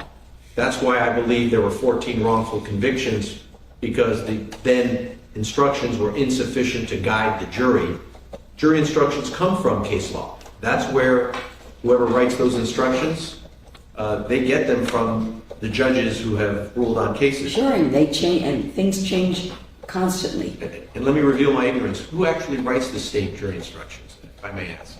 Is it which Well, branch? actually, Committees that are designated by the Florida Supreme Court, they promulgate the rules and then the court adopts them. So it is the judicial branch after Well, all. it's not actually now. Actually, the Florida Bar, the Florida Supreme Court does not engage in the creation of, make the committee recommendations. It goes through the Florida Bar Committee on jury instructions, and that's how. Huh. Yeah. Well, then more of a reason not to simply accept them as the law, since the Florida Bar doesn't trump Your Honor's road by any standard of imagination. So I urge you to reconsider. I appreciate that, but I'm gonna decline the invitation. But we'll have a copy of all of this, of course, in the record. And there are not a lot of vessel homicide cases, so I don't know where we're gonna go, right? There's one other instruction that we proposed in this section based on the McCreary Supreme Court of Florida case that says, if you find that George Pino is not guilty of vessel homicide, you must also find him not guilty of manslaughter by culpable negligence. It's either should come as a form of an instruction, because that is the law. If he's not guilty of vessel homicide, he can't be guilty of the greater offense of culpable negligence. I want to ask the state about that, because, that's a point we had already touched on, and whether or not,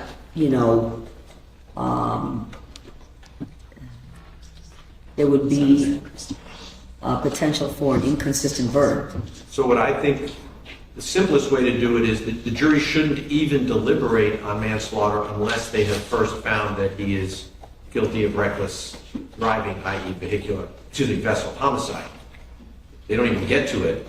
So what I would propose is that the court instruct you first must decide if the state has proven count 2. If they haven't, then you find him not guilty and your deliberations have come to an end. There's nothing to It sounds like the instructions in a capital case. I've never done one. If you don't find an aggravator, you're done in terms of in second phase. Jury doesn't find unanimously an aggravator exists in a capital case. They do not proceed and the sentence is life. So I think what you're saying is something similar to that, not in the context of what would be an inconsistent verdict, but how the verdict forms would read. And so I am going to ask the state about that because I was curious about that issue and when we get to the verdict forms, how they should read. Judge, there was a case, it's State versus Perez. It's at 718 Southern 2nd, 912. It's a 1998 case out of the 5th District Court of Appeal. And in that case, the defendant was charged with... You said the 5th District, right? Yes, Your Honor. And what year did you say? I'm sorry. 1998. Thank you. The defendant had been charged with 1 count of vehicular homicide and 1 count of reckless driving. The state charged them as 2 separate crimes as opposed to vehicular homicide with reckless as the lesser. Okay. And in that case, the jury came back guilty on vehicular homicide and not guilty on the reckless driving. And in that case, the court found that that was not an inconsistent... Well, because they came back on the higher charge. Right, but they found him not guilty of the lower charge. Right. And so the argument was, well, if they didn't find him guilty of reckless driving, then they could not have found him guilty of vehicular homicide. Okay. And the appellate court in that case said that, in point of fact, these are not truly inconsistent verdicts because there can always be the possibility that the jury just decided to agree on some kind of jury pardon or a compromise type of a verdict. Okay. So I don't think that the claim that the defense is making that if they don't find recklessness, they can't find culpable negligence is not supported by the law. Well, okay, because is vessel homicide a necessarily lesser included of the manslaughter? No, it's a category 2, and it depends on how the charges are pled. Okay. Okay. And so the state in this case opted not to charge manslaughter with vessel homicide as a lesser. We opted to charge each count by itself. I see, okay. All right.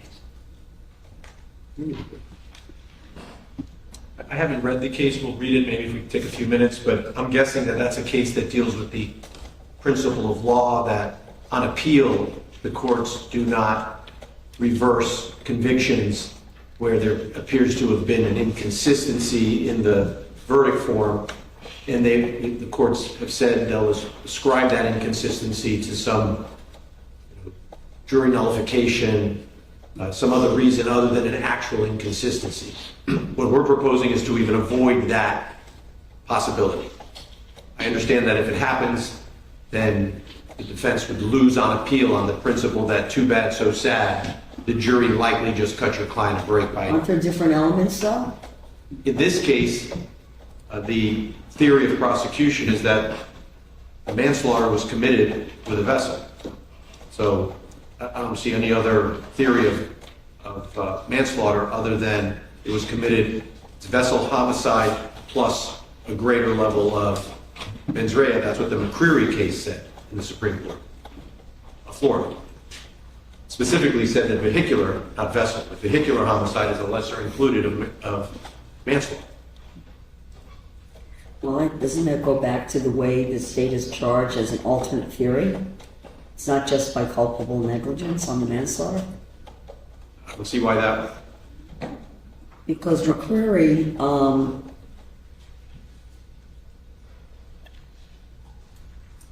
isn't McCreary just a culpable negligence, manslaughter by culpable negligence charge? so let's assume it was either act or culpable negligence, either 2A or 2C. If it's 2A and it was an intentional act to crash, that would be reckless per se. There'd be no doubt about that. Right? Okay. If you do it intentionally, it's beyond reckless. So manslaughter, as I have an understanding of it, you've got culpable negligence and then you've got outright intent to. So it's just what they've pled is two different degrees of intent within the manslaughter, both of which are greater than reckless. Yeah, but why is it not a category 1 lesser? I don't know. I haven't studied it, but I can, Okay. if you give me 5 minutes, I'm sure we can give you the answer. Because this is going to go to also my verdict forms, our verdict forms, how I think it would be appropriate. And I mean, we have count 1, the manslaughter verdict form, and then we have count 2, the vessel homicide. I'm sorry, can you please repeat The that? verdict forms, I don't have a draft of the verdict forms, but would be a. I sent one to the court. I can Oh, send did one you to send Norman them? now. I'm sorry. Yes. Why did I not print them out? Okay, I'll send them to everybody again.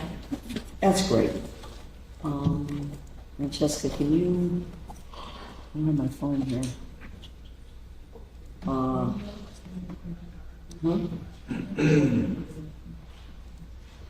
Can you send it to Carolina? Yes. Okay.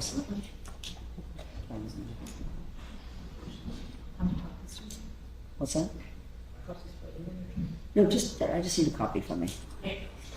All right, I'm gonna pass on the rest of this right now, so we can, let's finish up the, what we have in terms of the instructions.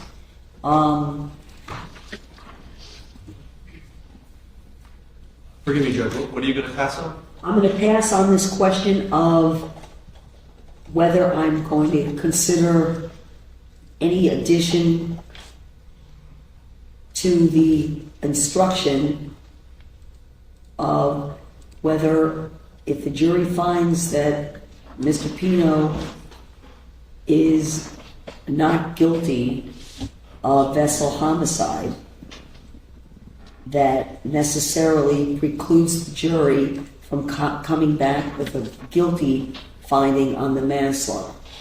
So I'm going to pass on that for a moment, okay?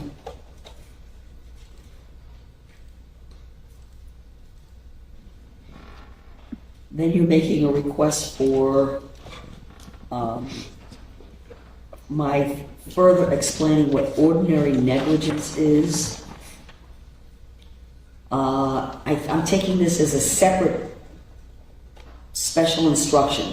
Like Yes. apart from the vessel homicide, the language you included, apart from the manslaughter language that you included, this is now another separate special instruction request.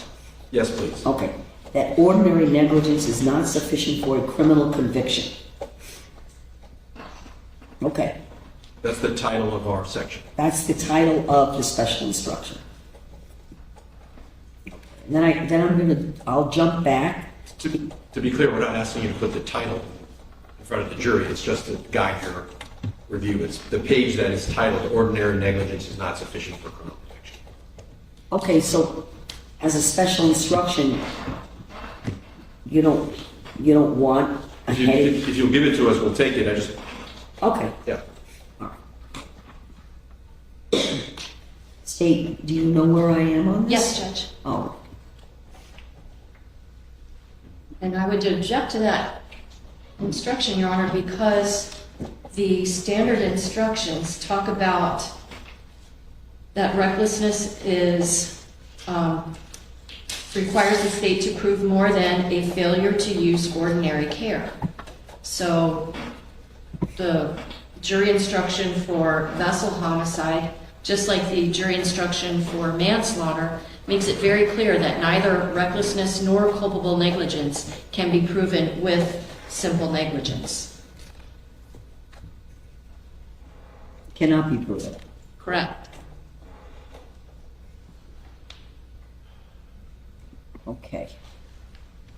I'm going to decline to give the additional special instruction on further explanation of that ordinary negligence is insufficient to support a criminal conviction. Understood. And to be clear, we would ask for each sentence to be considered alone and in combination, or, let me rephrase it. Correct. Each be considered alone. We prefer that they be given in combination, but we'll take as few or as many as the court will give us. Okay. Look at, criminal cases are different from civil trials.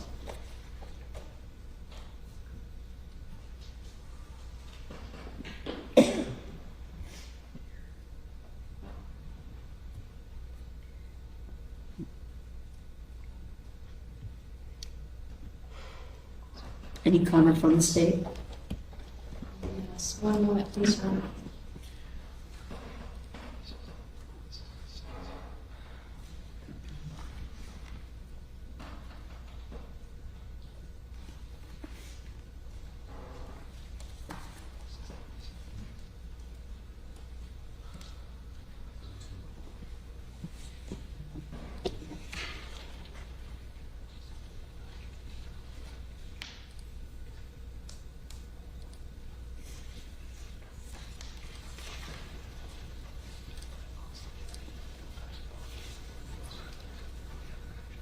Your Honor, that instruction is part of the instructions that are given at the commencement of a civil trial.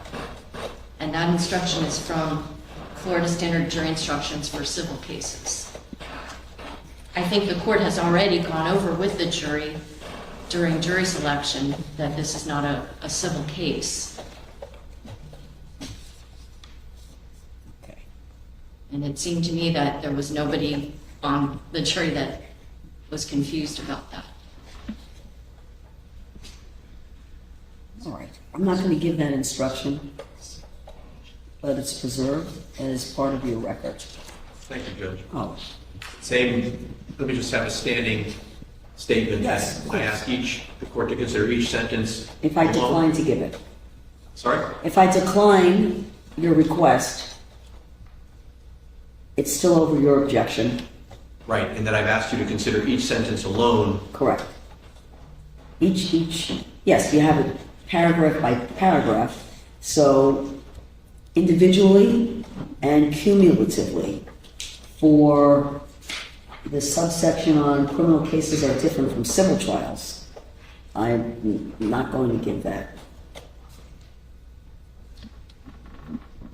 Failure to exercise every possible precaution does not constitute recklessness or culpable negligence. And then we have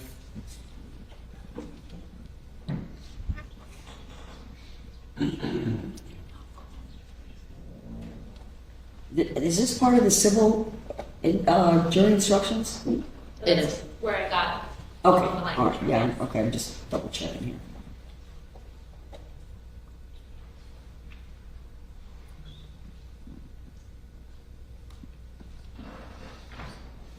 All right, I'm going to decline to give the requested civil instruction on failure to exercise every possible precaution does not constitute recklessness or culpable negligence.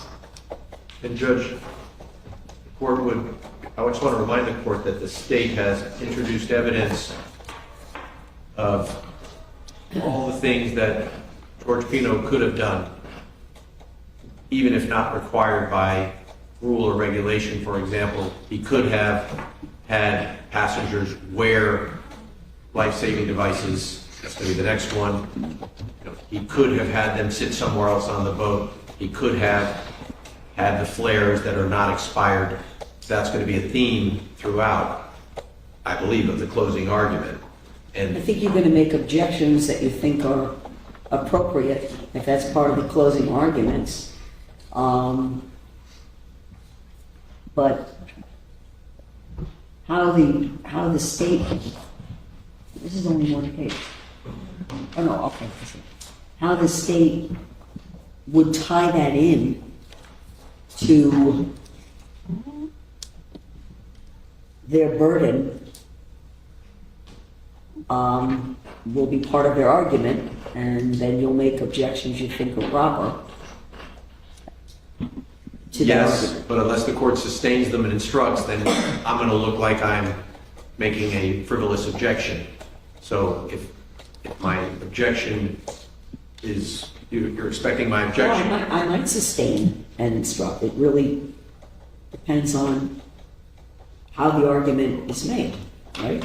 Right, and so I anticipate the argument that they're going to make, for example, that none of the girls were wearing flotation devices, and then ask the jury to imagine maybe the decedent would have survived if she had a flotation device on. Perfect example. Not required by law, but the state's made that a feature of their case, and they're going to ask the jury to find the defendant guilty because he could have had her wear a flotation device, and had she worn one, we might not be here on a manslaughter. I'm not sure that would be a proper argument. That's why I'm asking the court now, rather than for us to have to interrupt the state, to rule on that issue and properly instruct the jury or the state that that's not a proper argument. Okay. Do you have anything you want to comment on? I'm not sure I'm understanding what he says I shouldn't argue.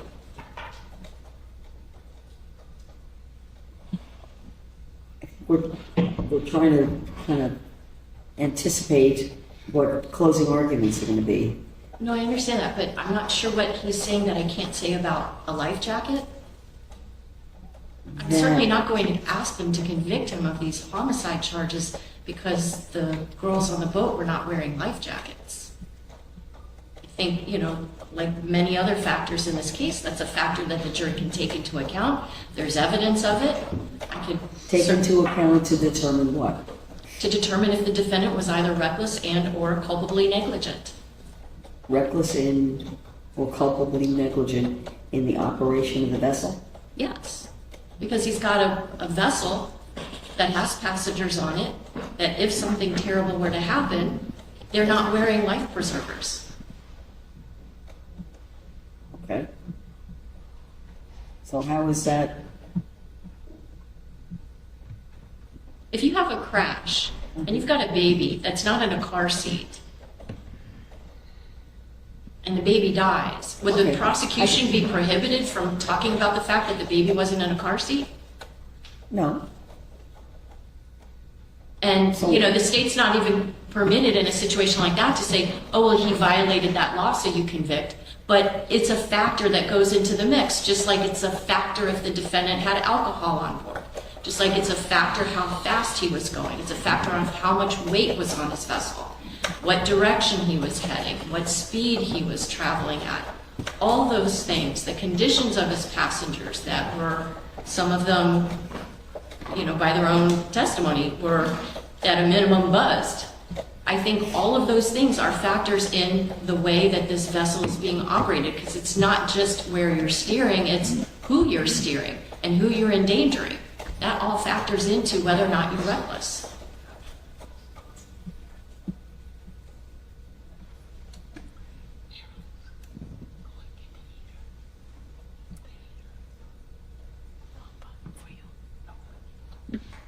In the Martinez case, Judge substantiates that, because in Martinez, whether somebody's consumed alcohol or not isn't in and of itself reckless operation of a motor vehicle.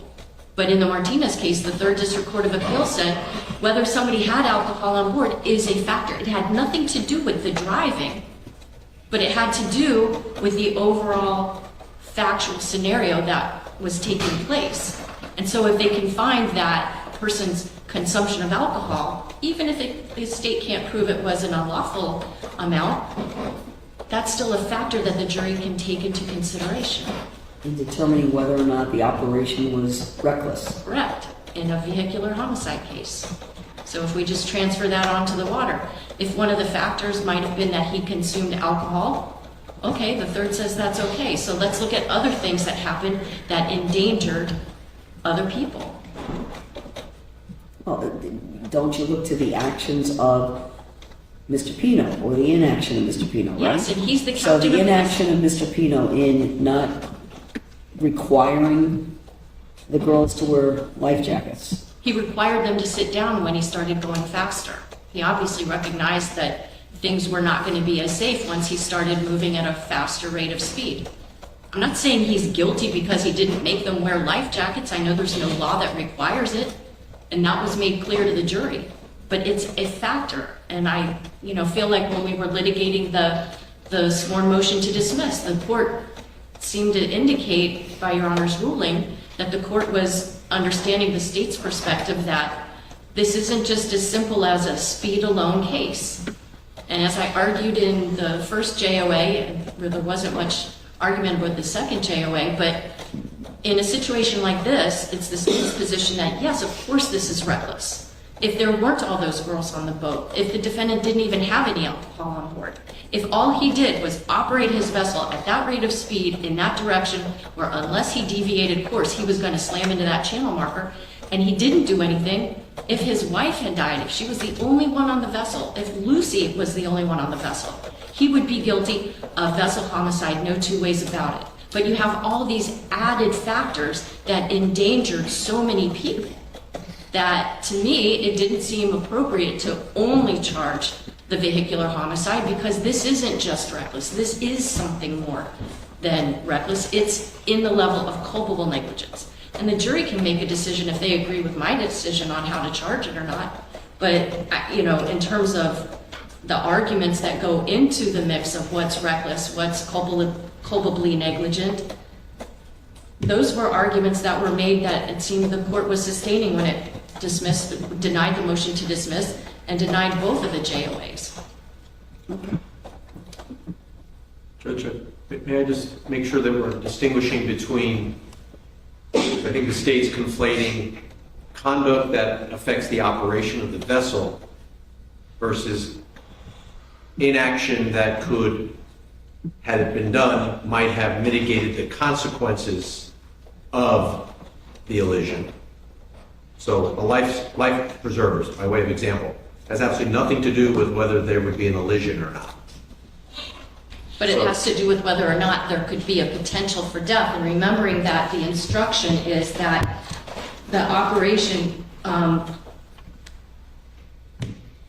means an intentional, wanton means with a conscious and intentional difference to the consequences, and with the knowledge that damage is likely to be done to persons or property. So the consequences of that recklessness also means if your passengers... If you're not prepared, or you have your passengers prepared for what would be a foreseeable consequence of the conduct, then that is, from the state's argument, ties into viable evidence that the jury can consider.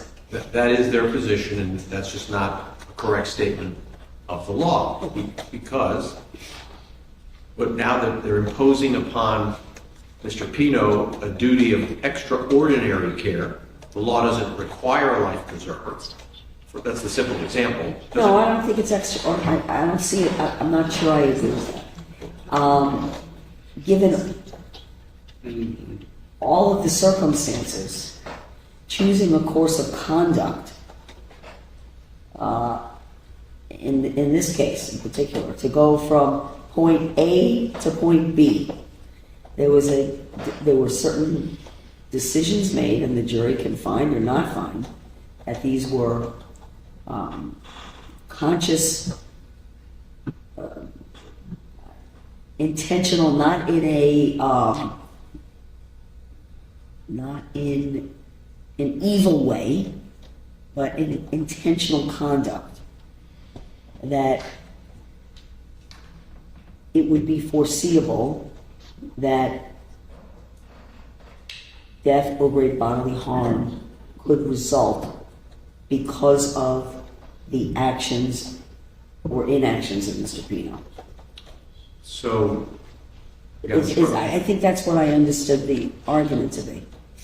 so you can't compare consumption of alcohol, which if enough of it is consumed, it would impair the driver and affect the operation of the vessel, to, for example, failing to go beyond what the law requires and force the passengers to wear a life preserver, by way of example. Law doesn't require it, you'll see that's our next instruction, but the state will argue to the jury apparently that he acted recklessly by not having the passengers all wear life preservers. Had he not alighted, the life preservers would have had no relevance to this at all. Of course. Okay, I'm not sure I understand what you're saying. I'm not sure that, I'm not going to speak for, I've already heard just a general summary of what the argument is. I'm sure there's going to be much more to the state's argument, and we're not, previewing closing arguments here, but,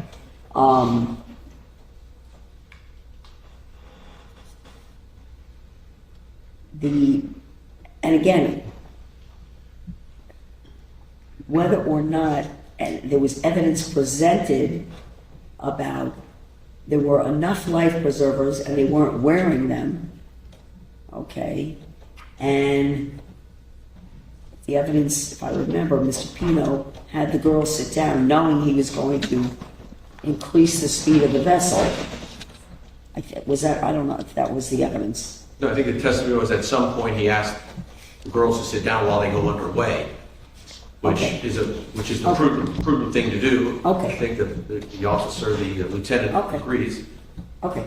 I don't know what. And I don't know what it has to do with the speed at all, or whether or not being prepared for what could be potential consequences to the actions that were taken. Well, it also improves visibility, because if the girls are standing, they would obstruct his visibility. Okay. So there may be two reasons why it would be appropriate to have the girls seated. I guess you could argue that, right? But I'm okay with that. Yeah. That one doesn't bother me, right? He has everybody seated and he's being prudent. No one's going to say he's imprudent by having them be seated. That's not the issue. The issue is these other have an engine cutoff switch. Okay. Not required. No relationship between. Okay. But that doesn't go to what was relevant evidence, and the weight or significance of whatever any of this evidence was. That's part of the argument, right? That the jury doesn't. Your position would be, well, what value does that have at all to how Mr. Pino was operating or failing to operate the boat in an appropriate. For some reason, in civil cases, the court gives this instruction. Okay. You would think if it's appropriate in a civil case, it would certainly be appropriate in a criminal case. Okay. And that's all. So they're going to argue that Mr. Pino could have done many more things to improve safety. We all could do more. The law just doesn't require it, much less allow that a conviction stand based on the failure to do more than that which is required by law. Okay. I understand. All right. I am not going to give the failure to exercise every possible precaution does not constitute recklessness or culpable negligence, and then the fact that the Florida law does not require persons to wear personal flotation devices on vessels more than 26 feet in length. That is argument, and I'm not going to give that instruction. And the engine cutoff switch, let me see here. I think it's undisputed the law does not require an engine cutoff switch under these circumstances, just like the law doesn't require anyone to wear a personal flotation device. Right. Our recollection is you told the jury you would be instructing on this. That's our recollection. What, I think that has to do with the navigational rules.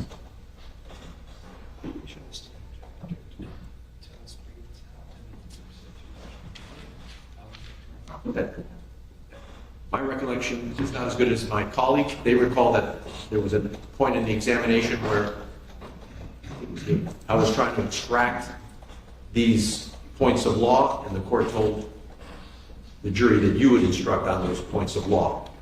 I think I would tell the jury that I would instruct on the law. I didn't know, I don't know if it meant that on whatever you were discussing, I was going to instruct on what you were discussing. I sustained an objection, and I'll instruct them on whatever the law is.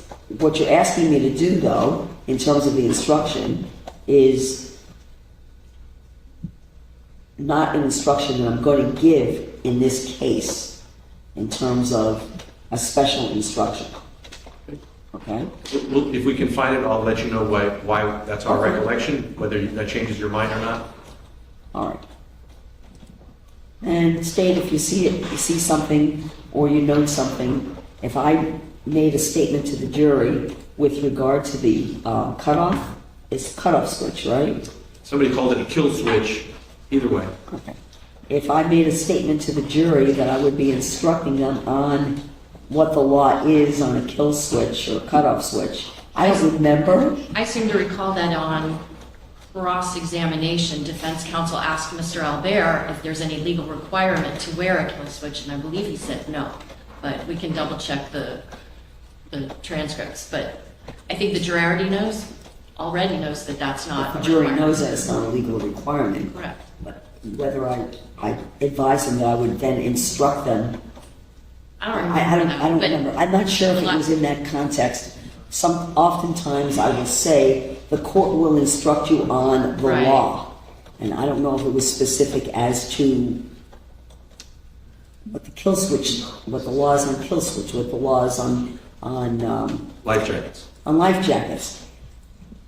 In terms of, I believe when we were discussing and I allowed evidence regarding the navigational rules, okay, I gave them an instruction over objection about the rules in general, that specifically advising them that a violation of any of those rules, individually or cumulatively, is not in and of itself evidence of a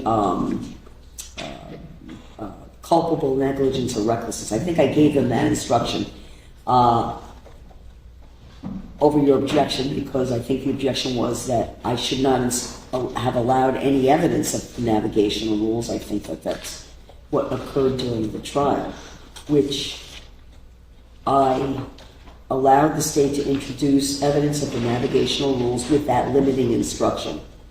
And we're going to get to that in a minute, because then the state is asked as part of the final instructions for me to instruct the jury. And it's very similar to the instruction I had already given to the jury on how, if at all, they can consider the navigational rules.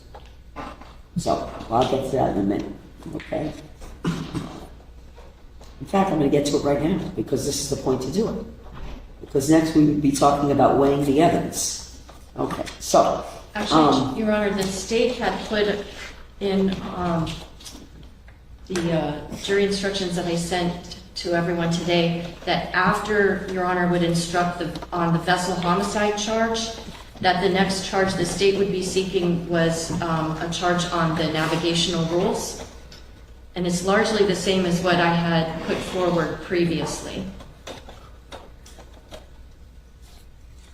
And it has to, I think, and I agreed to instruct the jury over the defense objection, and I think similarly in the final instructions, there has to be a boundary or limiting instruction as to, so the jury is clear that a rule violation does not mean any kind of criminal culpability.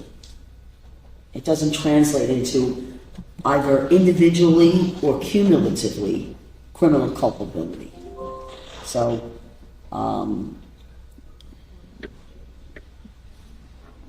So on page 9 of the proposed instructions that I sent, I think is an accurate reflection of the case of Logan, which is at 592 Southern 2nd 295, because in that case, the defendant... so I'm not going to read the rules specifically. No, I understand that, Judge.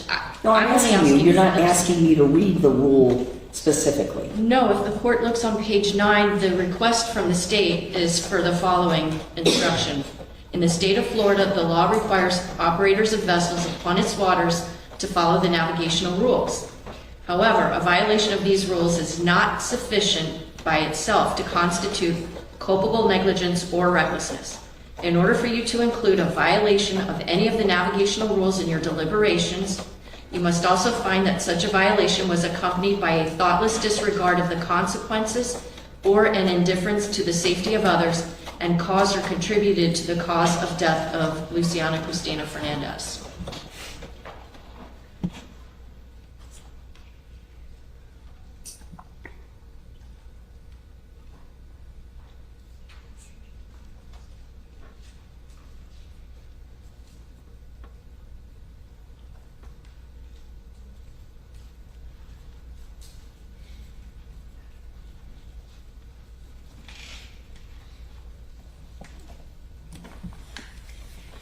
All right, now you had already objected, but can you look at the language that's proposed and,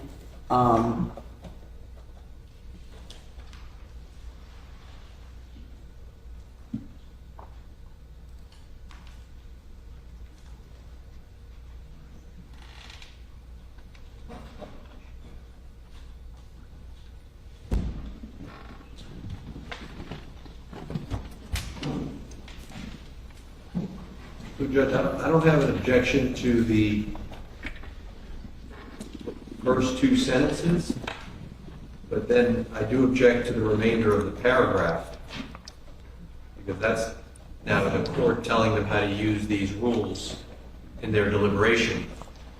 And if the court is not inclined to rely on Third District Court of Appeal and other courts of appeal case law when we propose instructions on how to guide deliberations on the important elements in the case, and so too. yeah, I'm gonna modify the language a little bit there. If the court would prefer that, and the defense would prefer in order for you to include a violation, if both parties, I know the defense is going to object under any circumstances, but if it makes it less objectionable to remove that final sentence, I'm happy to do that, and the court just advised that although the law requires operators to follow navigational rules, a violation of these rules is not sufficient by itself to constitute culpable negligence or recklessness. Sorry, then that's fine. I'll take that out.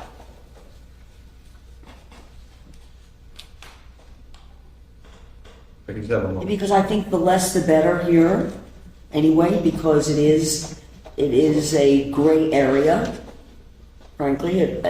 Again, not a standard instruction, and I need to make sure when I instruct the jury that there is a fair balance on,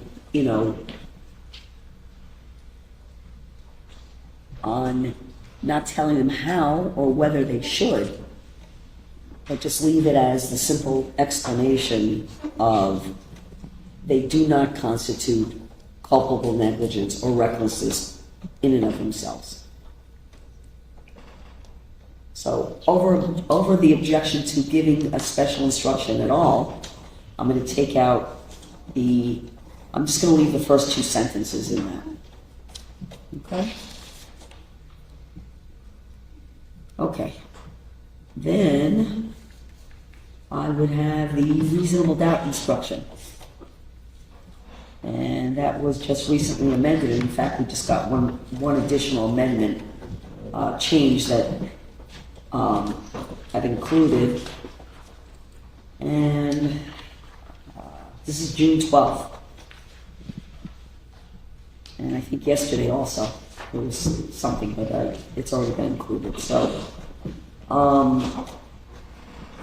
let me look at this in the state's requested instructions, I think that you had included the amended instruction. That's correct, Your Honor.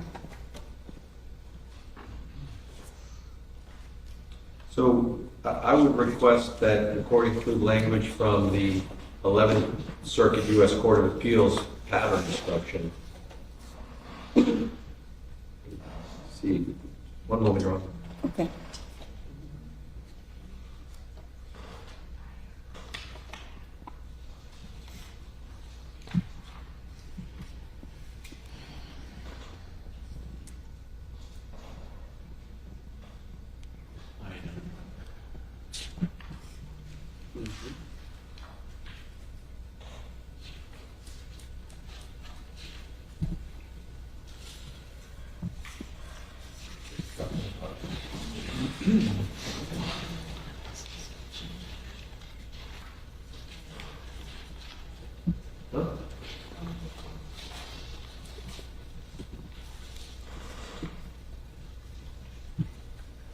Give me just one more second. Okay.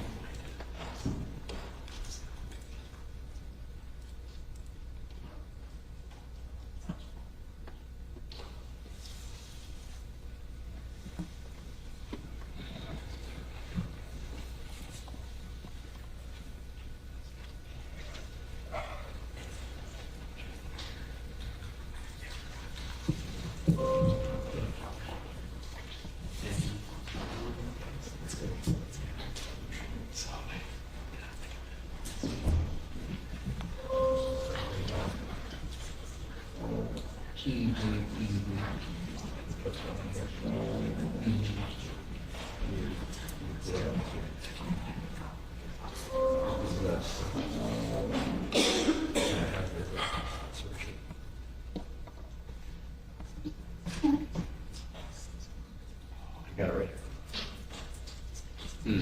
Yeah, you can.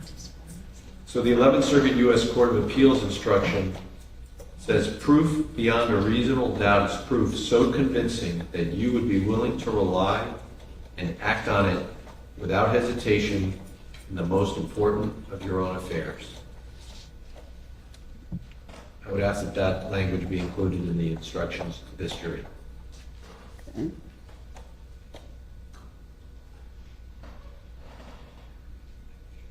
Okay. You have any comment?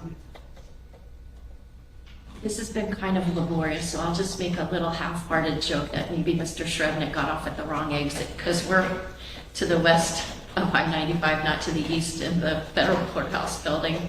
But I mean, as much as, just as recently as last week, we've been given a new reasonable doubt instruction to be used in all Florida criminal cases. I don't see us bringing in the federal standard for a case like this.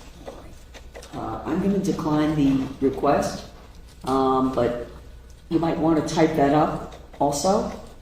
And if you could mark it and include it in part of the record as well. I think we have a court reporter who That's fine. heard what I said, but Okay. and she's nodding, so I think we're good. And I can just tell the court it's easily attainable at the 11th Circuit pattern jury instruction. That's fine. All right.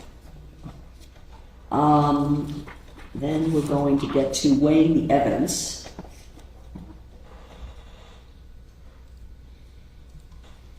And again, this as part of the standard, I took out, let's see,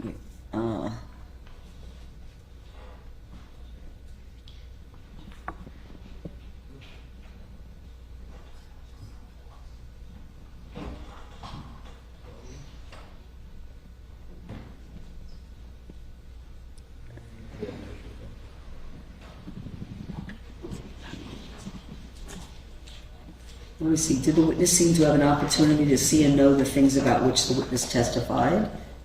Did the witness seem to have an accurate memory? Number 2. Number 3, was the witness honest and straightforward in answering the attorney's questions? Number 4, did the witness have some interest in how the case should be decided? Number 5,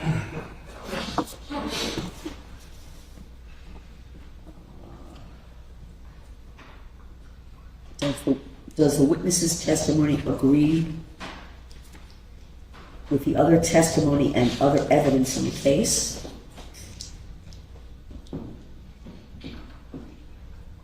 Number 6, has the witness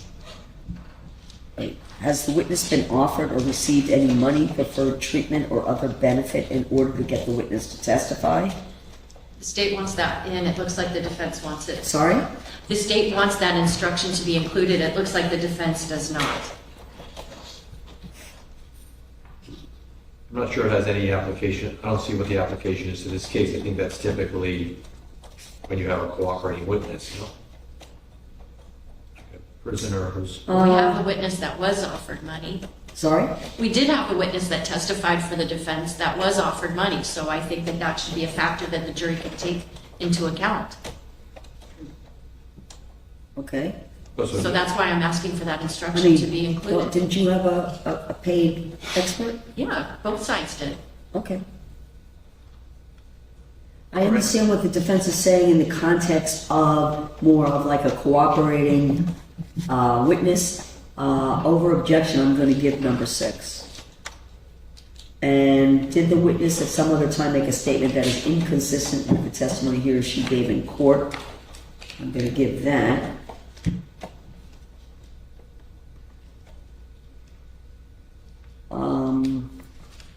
I think that's it. Okay. Skip to me. And I'm going to, I'll give the expert witness instruction. I don't see any changes in terms of, from the language of the standard. I'm sorry, where are we now? Page, Expert I've witness? just finished the, I finished number 7, and I renumbered them. And then whether the state has met its burden of proof does not depend upon the number of witnesses it has called or upon the number of exhibits it has offered, but instead upon the nature and quality of the evidence presented. Okay? Then I move down to the law enforcement witnesses.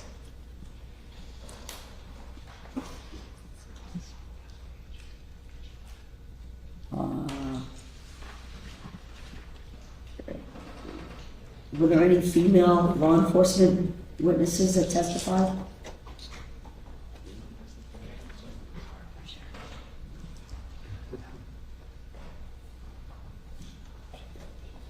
Because it says his or her, so I'm just asking. Oh, we can take out the her. Okay.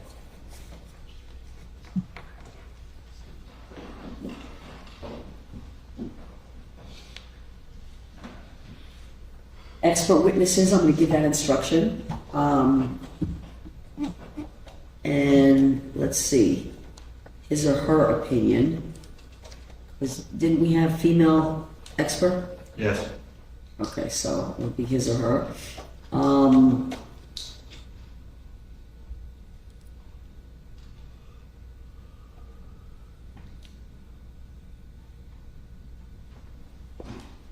And the next paragraph, it's okay for a lawyer to talk to a witness. I don't see any changes there.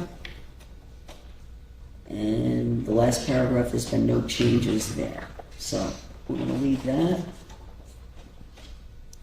Then the next instruction is defendant not testifying. Do you want both paragraphs?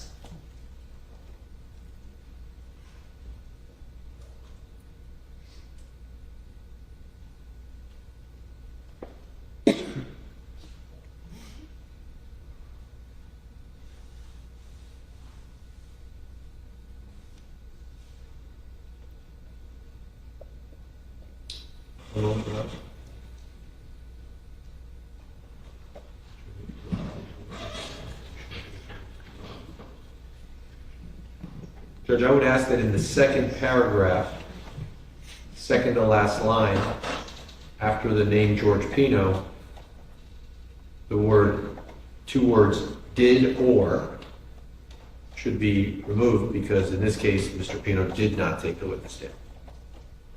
So the last sentence would read. Oh, I see what you're saying, okay, No problem, Judge, we agree. okay. Okay. You're also asking that I put your client's name where it says defendant. It's fine. As you wish. Any objection from the state? I would say against the defendant, George Pino. Well, in the other places in the instructions where it called for us to use his name rather than the defendant, Right. it's listed in the There's same a way that it's bracketed- charged in the information. So Yeah. it'd be George I. Pino. Yeah.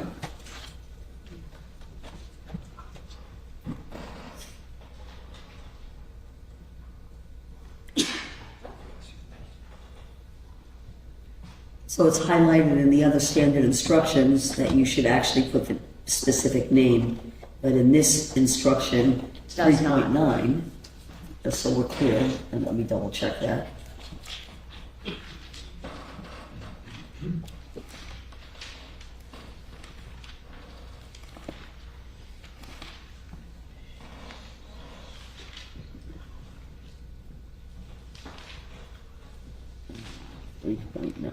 A.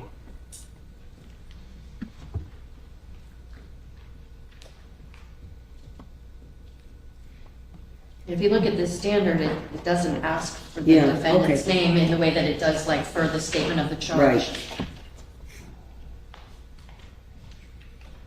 All right, I'm gonna just, on the first sentence, just say defendant George Pino, then the rest of it will be the defendant.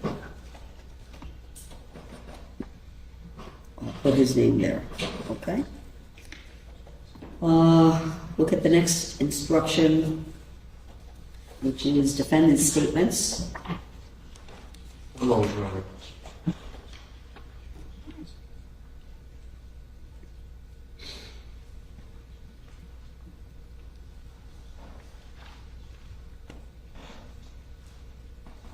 I think that's the standard, and I think you agree with the standard from what I'm reading in your requested instructions. Yes, Judge, I'm trying to process one other issue. 1 second. Okay.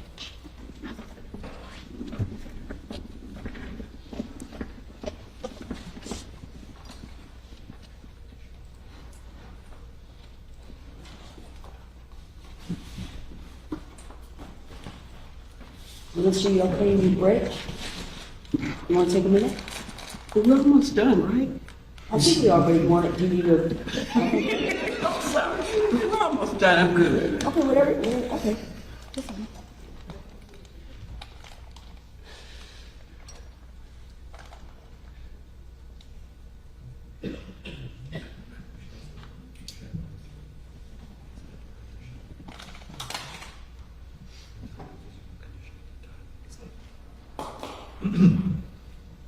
Your Honor, we have a request that in proposed instruction 3.9B Bravo, defendant statement. 3.9B, Is that what it is?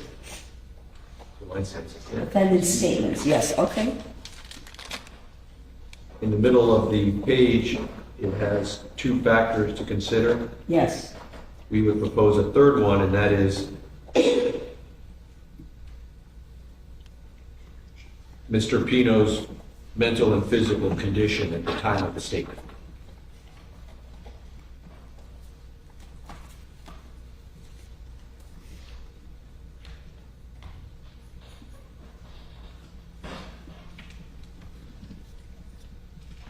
Your Honor, the state would object to that. The purpose of 3.9B is to ensure that the statement was freely and voluntarily made, not that it was also necessarily intelligently made, okay. or that it was made by a person, you know, that had a particular physical condition or non-condition. It talks about to make sure that it was freely and voluntarily made. That's the issue. There's no allegation. Part of the argument, part of They the, can argue. part of your argument is going to be, it wasn't freely or voluntarily made because Mr. Pino was suffering the, the effects of a medical, event, a concussion, or, right, okay. The instruction says, though, whether they were freely and voluntarily made. So, including but not limited to. So I am going to decline your request. But certainly that's goes into the argument of whether it was freely or voluntarily made. And other things that, you know, and you, you know, this is in the context of where you see these instructions is when there is a statement against interest, when there's a confession, when there's, so, yeah, I'm not going to add a third paragraph to the standard, but that'll be part of your argument as to why it was not freely and voluntarily made. Okay.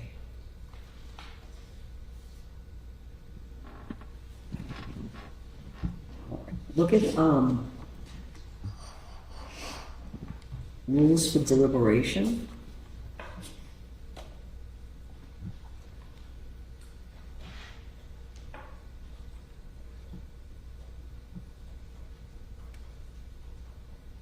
And I think we agree that since this is not a penalty phase or capital case, that there were certain paragraphs that are taken out.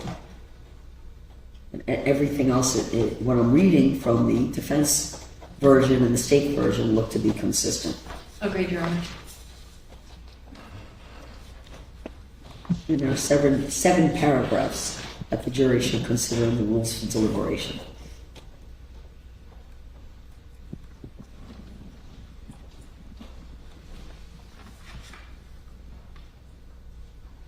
Let me know when you're ready.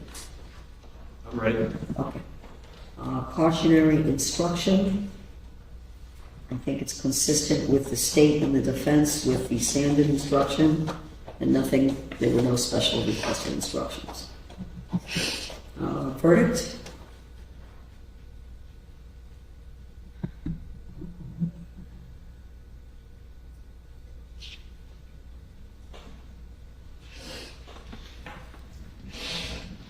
Right, there's no lesser, so that first paragraph, it is out on what would have been the standard, because I'm not instructing them on any lesser, so I'm going to take that paragraph. That was in your draft? Yes, but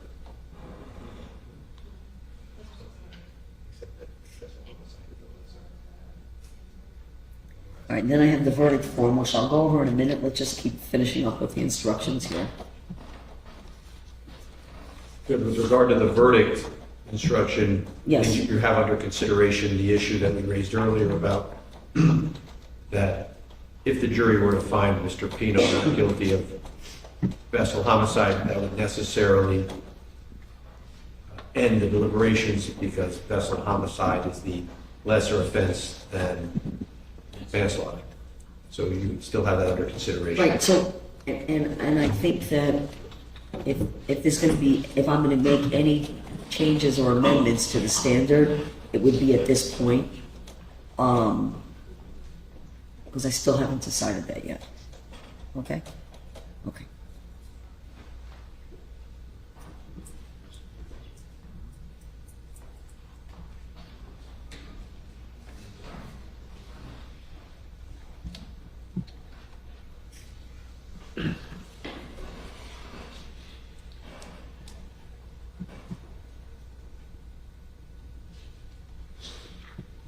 And so the request for the, what I'll call the special verdict form regarding not having the jury deliberate on manslaughter if the jury has found that Mr. Pino is not guilty of vessel homicide, that would then affect what is now, I think, 3.12A A, alpha, single defendant, multiple counts or informations.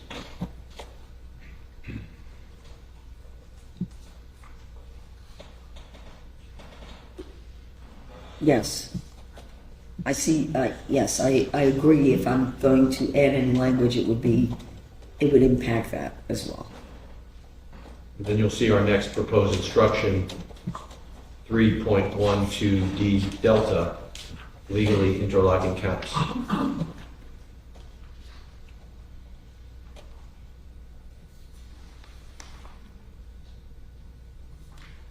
Okay.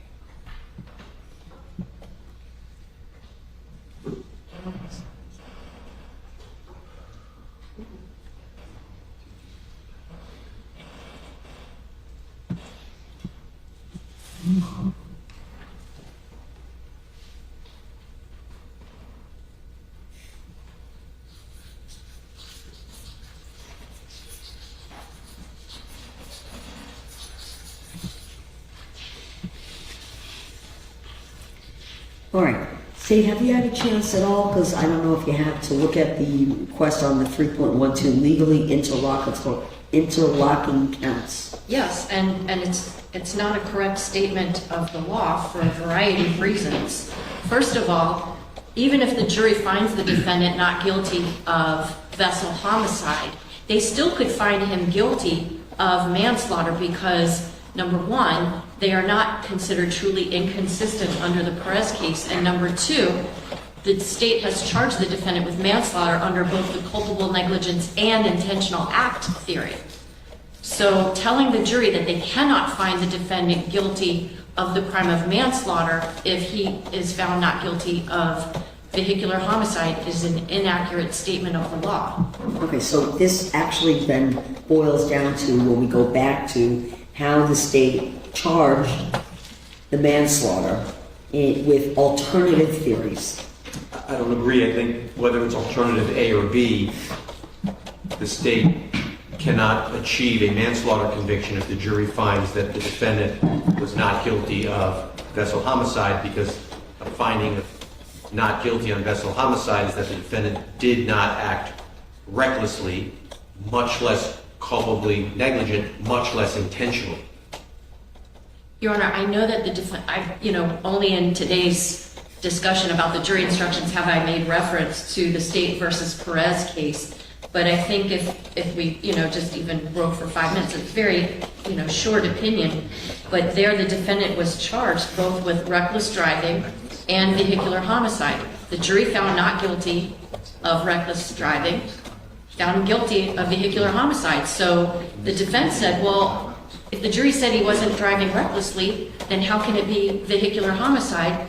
And the court said that we would conclude that the doctrine of lenity or of jury pardon should apply. There was abundant evidence to support the conviction of vehicular homicide as discussed above. Had the jury been instructed that reckless driving was a lesser included offense homicide, as perhaps it should have been, the result would have been the same, guilty of the greater charge. In this case, it appears that the jury may have analyzed the problem of overlapping charges better than the defense, prosecution, and the judge, and it dealt with it by finding him not guilty of the lesser, but may have sought to punish him twice for essentially the same series of acts. So in this particular case, where the state has charged two separate offenses rather than charging one and relying on the second as a lesser, the jury should be able to make their own findings as to each charge.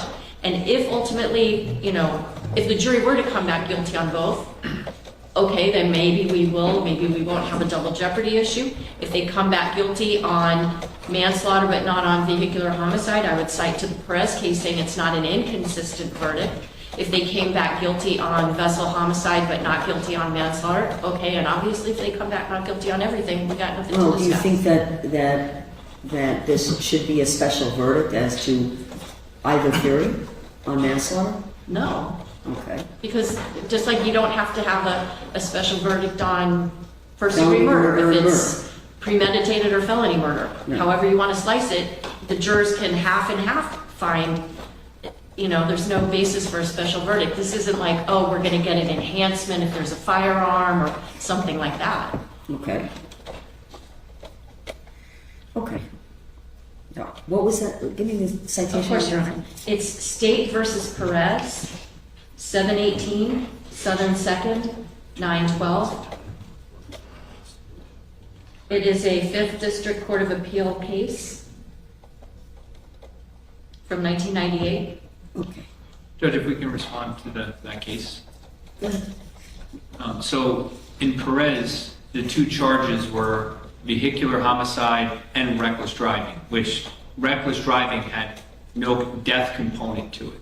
So the difference between that case and this case is the driver in Perez committed a series of acts which could have been considered by the jury to have been reckless. And the court said the jury, and I'll read the quote to you, in this case, the jury could have concluded that Perez's decision to speed and pass cars in a no passing zone was not reckless, which is why, as to reckless driving, no death resulted from that action. The jury could have acquitted him. But his final decision, the one that did cause death, to try to pass the last car after seeing the approaching van, was reckless. So it wasn't a truly inconsistent verdict, whereas in Mr. Pino's case, both manslaughter, the culpable negligence component of that, and the intentional act component of that, as well as vessel homicide, must be an action that results in death. So if the jury finds Mr. Pino was not reckless, and therefore his quote-unquote reckless conduct did not cause death, they necessarily are finding that a higher mens rea did not cause death. It's different. It's not as if he's charged with manslaughter on count 1 and culpable negligence generally on count 2, whereas they could find, an action of his along the way was or was not culpable negligence, but did not cause death. Does that make sense? Makes sense what you're saying. I hear it. I understand that. Right. Well, first of all, the appellate court is hypothesizing what that particular jury may have done, that they could have said, well, we're going to give him a pass, so to speak, for some conduct, but not for others. But either way, the court right there is just kind of speculating on what the jury would have done, but they recognize that regardless of what the reason was, it could have been a doctrine of lenity or it could have been a jury pardon. It could have been any of those things. And the appellate court still said it's not an inconsistent verdict. But under the manslaughter resulting in death, under either theory. Yes, and that's the other reason why this case assures us that there's no reason for the court to instruct the jury. You cannot find him guilty of manslaughter if you don't find him guilty of of vessel homicide. That there's no basis in the law to instruct the jury that way. Manslaughter we can prove by culpable negligence and or intentional act. Vessel homicide is only with recklessness, and even if reckless is somewhat of a lesser of culpable negligence, reckless driving is a lesser of vehicular homicide. Yet in this Perez case, when the jury came back not guilty on reckless driving, but guilty on vehicular homicide, the court said that's not an inconsistent verdict. Two important points. One is that the Supreme Court of Florida has specifically said in McCreary, the legislator intended and did create a lesser included offense with a lesser standard of proof required for conviction. There's no doubt the Supreme Court has said that. That's how they've upheld this distinction between the two statutes. Second, in Perez, there was a theory of consistency, and that is that he may have been reckless at one moment in time, not causing death. He may have been reckless at another moment in time, actually causing death. And the jury could evaluate the two scenarios independently. More importantly, the Court of Appeals seemed to say it wouldn't matter anyway, because on appeal, standard of review, we assume the jury acted out of lenity, not logically. Going forward, though, looking prospectively, the court should be trying to make sure the jury does act logically. And to say that it's okay, let's send it in there and we'll let the Court of Appeals justify an illogical outcome seems to be a result-oriented approach that is not what the law should be. No, but isn't it because there are both theories that the state operates under in making an argument, okay? If vessel homicide, recklessness needs to be proven. Only recklessness needs to be Okay, proven. right, okay. And that is in line with what would be the greater offense, manslaughter under culpable negligence, right? So far, so good, I agree. But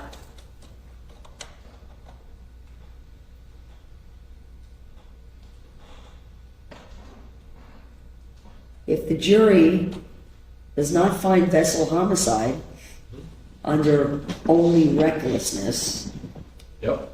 okay, that line, why couldn't a jury still find manslaughter under intentional act? Because intentional is even more serious than reckless and culpable negligence. It's intentional. It was an intentional act to strike the marker, not as a result of just driving culpably negligent or recklessly. So should be the absolute highest level of mens rea.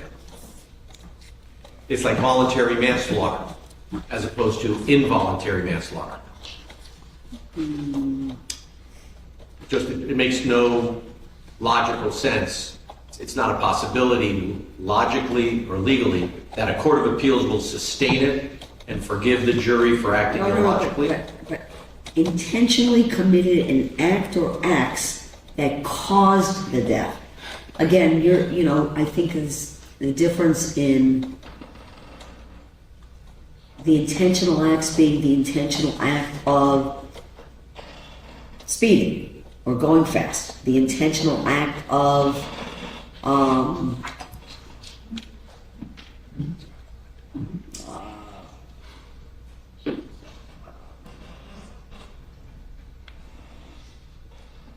It has to be an intentional act that caused the death. okay, That's why we had this conversation 2 hours ago. that's right, we And did. now all comes to a head Yes, because the state is resisting the reality of McCreary that, not reality, but the stated position of the Supreme Court of Florida, McCreary, that vessel homicide is a lesser included offense of the manslaughter charge. But what I don't think is connecting right now is that the state is not relying on that as a lesser included. We've separately charged it so that the jury can make their own finding as to each count, as to each charge in the information. okay, so let me ask this. Could the defense, if they asked for a lesser under manslaughter, could they ask for a lesser of Culpable negligence. culpable negligence? If they wanted to, as a category 2, have a lesser, yes. I just didn't hear them asking for a lesser included instruction. Okay, all right. I wouldn't fight against that. If they want culpable negligence as a lesser of manslaughter, no problem. Okay.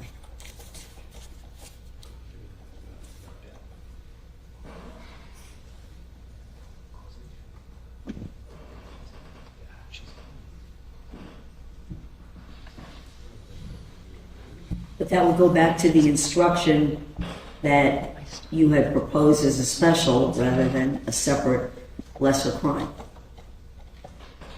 Could you please repeat that? I'm sorry. And it wouldn't apply because the lesser one isn't included when it's not to be used unless there's a death here, so it can't be a lesser. But speaking of lessers, there is the original misdemeanor charge that was brought against Mr. Pino, that failure to abide by the navigation rules resulting in an accident or in a boat crash that causes death. We would submit, particularly given now that the jury is hearing navigation rules, that lesser included offense be made available to Mr. Pino.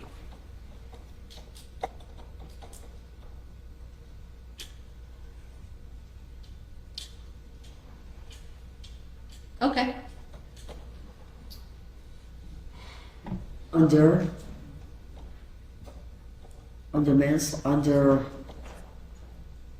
manslaughter as a lesser? It's not a cat 1 or cat 2. These would be It's not a lesser included of, vessel homicide. is it a lesser included of vessel homicide? Did you check and see? And that's homicide. Vessel homicide is 7.9, right?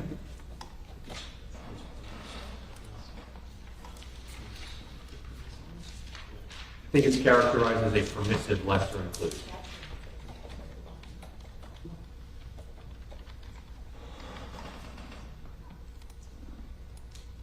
No, it's not. It's not a statutory lesser, it's not.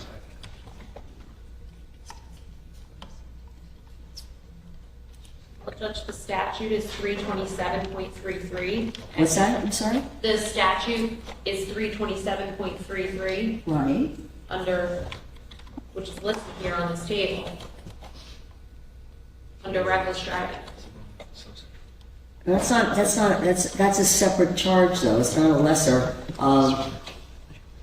Vessel homicide, or the state didn't charge it. So it's not a lesser.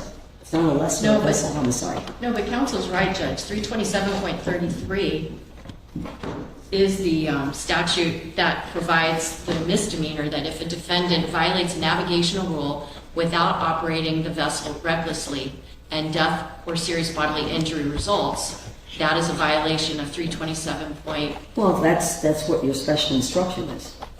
Well, your special No. instruction talks about navigation. It's 327, go ahead.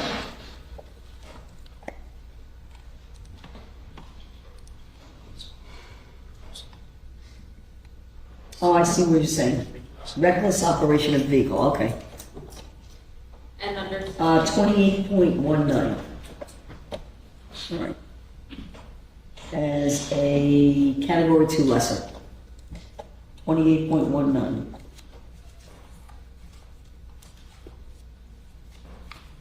I don't think I've ever used this. Let's find it.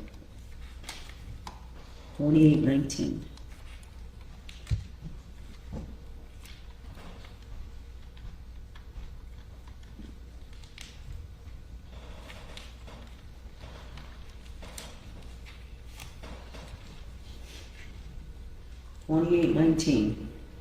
Reckless.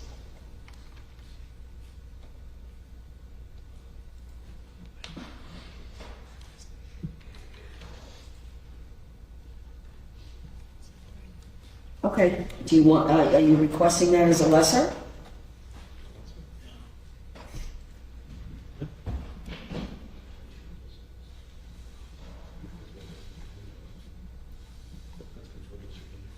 I suppose we better confer with Mr. Pino about this.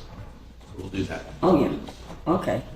That makes things a little tricky, Judge, because, we need to be able to plan our closing arguments based on what the jury instructions were going to be, which Yeah, I I thought we know, would be okay. able We'll to. do it So- today. We'll do it now. Okay. We take a break, we can do it. Yeah, Yeah. so I think I'm ready to take a break. Perfect. Why don't you go, let's take a break. Oh. If your court reporter has one more minute. Mr. Armelino located where the court discussed the issue of instructing the jury on the personal flotation devices. Uh-huh. Yeah, if you want, I can play the video for you from court. Sure.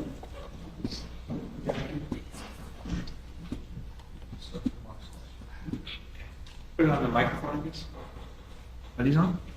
You want to just, yeah. Or just so that we should. So this is from day 3 on Court TV on YouTube at 5 hours, 11 minutes. Okay. Person. What is the law in Florida as to who must wear a personal flotation device? Objection, counsel, the conclusion. Just a, Minors under a certain weight. That was from Sergeant Delgado. I'm not sure if that was also broached with Officer Albert, with Paul Albert.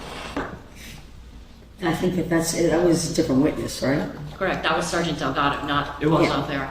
But the question was, what is the law in Florida as to personal flotation devices? And the court sustained an objection to that question and noted to the jury that it would be instructed. I'm not going to instruct the jury because I'm not going to do that. I anticipated and knew actually also that that would come out through what's his name, Albert. So, glad you found it, but it wasn't intended at that point at all that I would instruct the jury, special, because I knew that that was going to be coming up later on. We'd still request it based on that. Okay, that's fine. Thank you. Thank you. And if you find the portion of when Albert was testifying about it, and there were questions about it, then you'll find in the record that the jury did hear that it is not the law, and in fact there was more detail. Only a person under the age of 6. whatever details he went into are required to wear a personal flotation device. So the jury heard it without objection through the witness, and so I don't need to instruct them specifically. Thank you. All right, so you're gonna let me know about 28.19? Yes.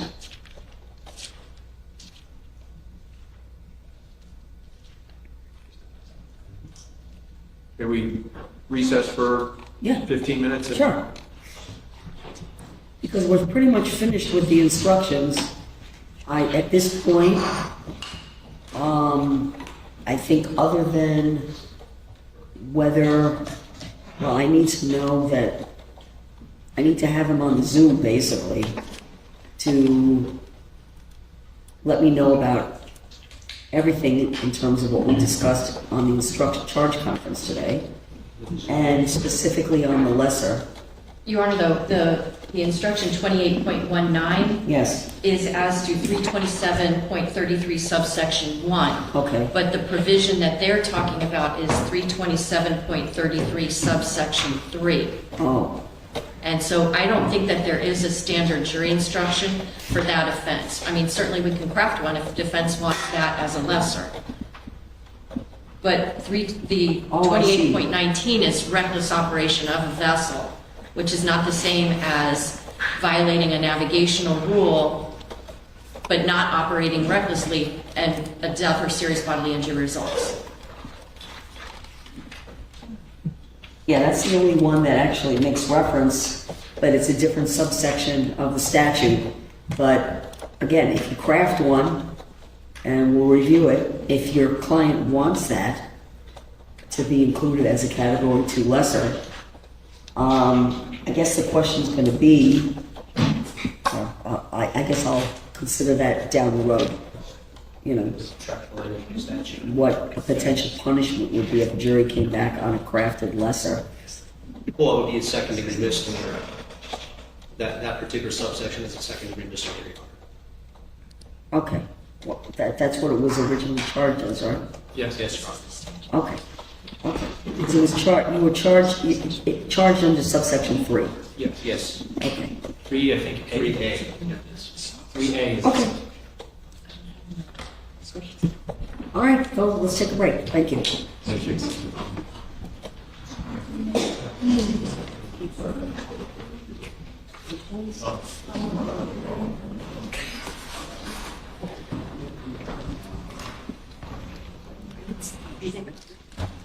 Hey, Judge. Okay. So we spoke to Mr. Pino, and ready to go on the record? Yes. Okay, we've spoken to Mr. Pino, and he's going to decline the lesser included offense. Okay.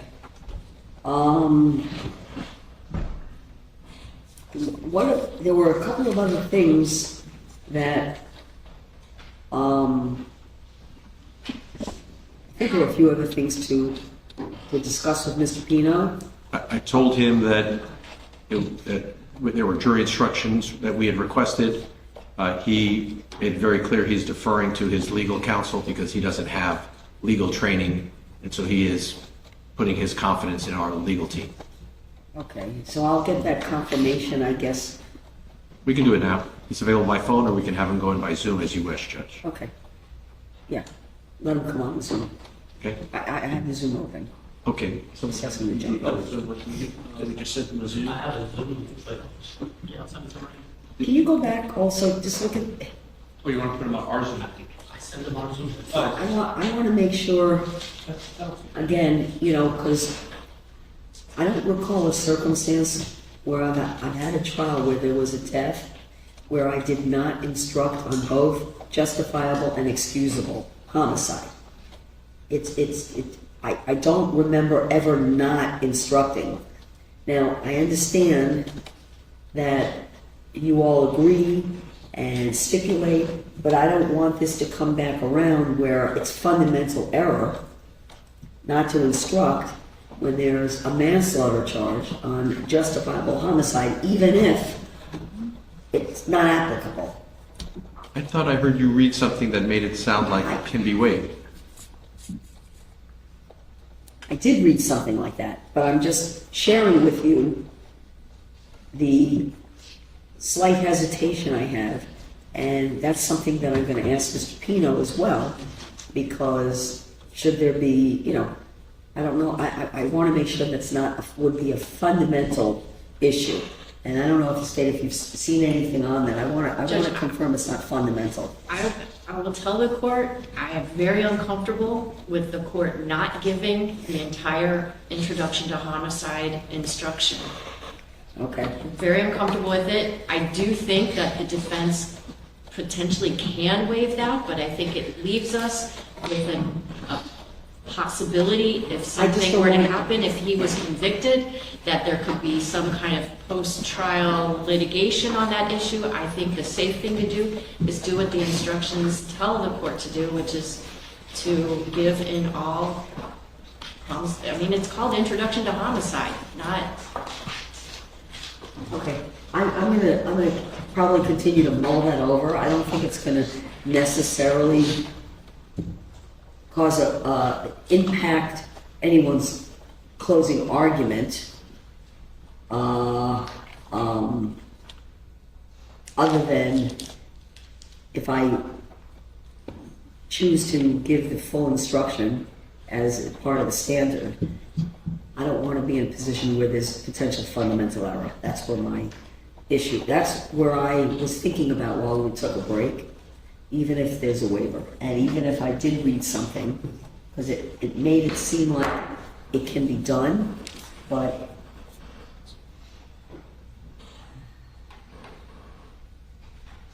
I have to think about that, okay? And over the weekend, I'll probably be sending you all an email to advise you whether it's going to remain in the instructions.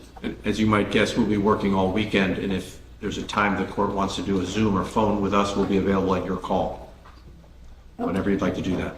Okay, all right. And we're getting Mr. Pino on the Zoom. Okay, good.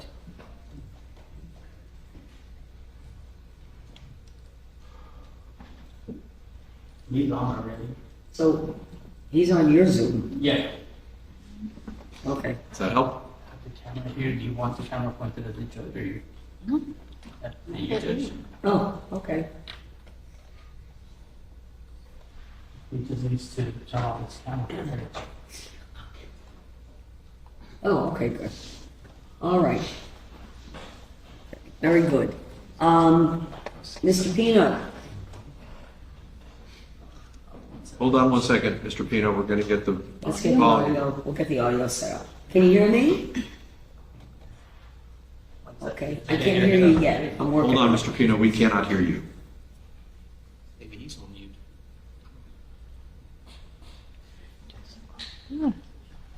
Speaker on that. You know, if Mr. Pino wants to come into my Zoom, he can come into my Zoom. And then Can we send Mr. Pino the Zoom address for the judge? What's that, Bill? The volume out. Might just be easier to do that.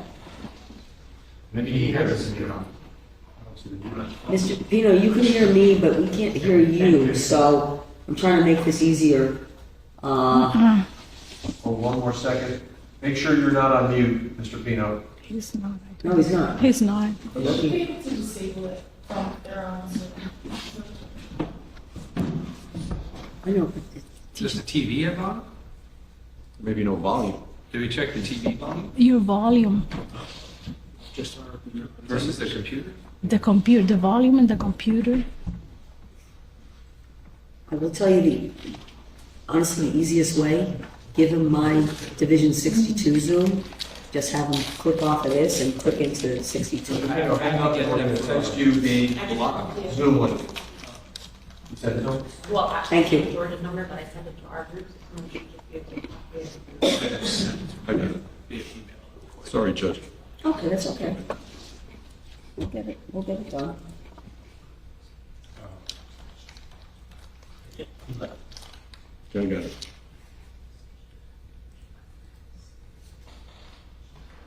Okay. I sent it to him. I sent it via email. Good. Okay, I have it there. Okay.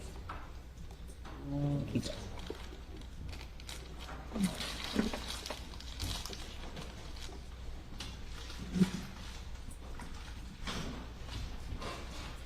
Wait a minute, what happened here? I just emailed it to his business.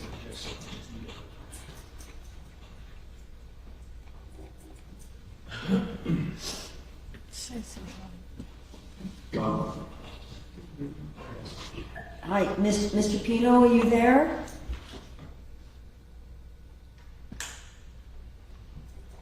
Oh, he keeps coming in and out. Bad connection. Yeah, exactly. Keeps signing in and signing out.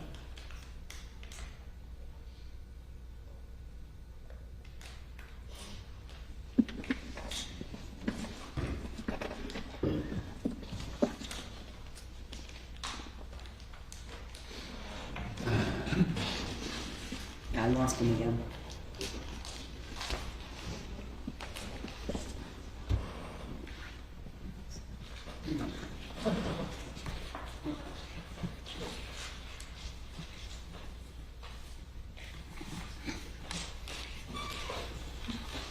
All right, let's try again.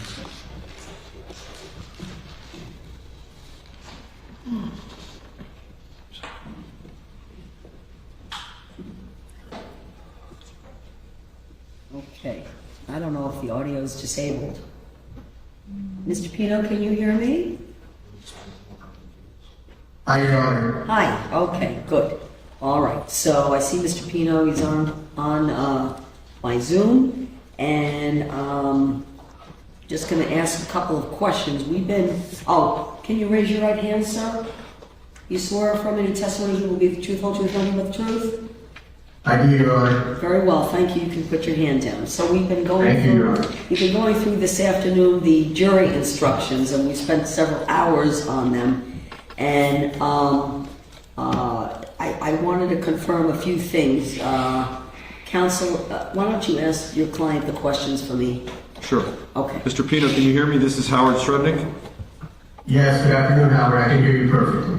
Good afternoon. So we've been here since 1 o'clock. We, your defense team, including Mr. Shapiro, Mr. Armelino, Ms. Klein, we've been going through the proposed jury instructions, those proposed by us, those proposed by the state, and Judge has ruled on our requested instructions, those of the state, and we have informed her that you have told us that you would abide by the advice that we have given you on the requested instructions, that you've deferred to us because you don't have any legal background, and that you are relying on our experience and advice in how to best present those instructions for the court's consideration. As well, we've informed you that there was a discussion about a lesser included offense It would have been the misdemeanor offense you were originally charged with, which brings a maximum sentence of 60 days in jail. It is not a felony. We discussed with you that option, and that you had advised us that you would not be seeking this lesser included offense at this time, which means that it won't be presented to the jury as an option for them to deliberate about. Did you understand everything I said, Mr. Pino? I did, Howard. And do you continue to prefer to follow the advice that we gave you, including declining the lesser included offense instruction? Yes, I do. Is there anything else, Judge, you'd like me to ask Mr. Pino?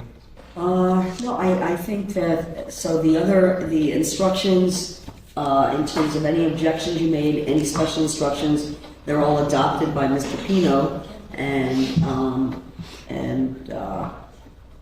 I want to be clear that this would satisfy as a necessary part of the proceedings, an essential part that Mr. Pino actually needs to be present for, even though I did accept a waiver of his presence, because this is a critical part of the proceedings. I wanted to make sure that Mr. Pino understood why we have reached out to him today, so that down the road we have a clear record that Mr. Pino is considered to have participated in this critical part of the proceedings. Mr. Pino, did you hear the judge?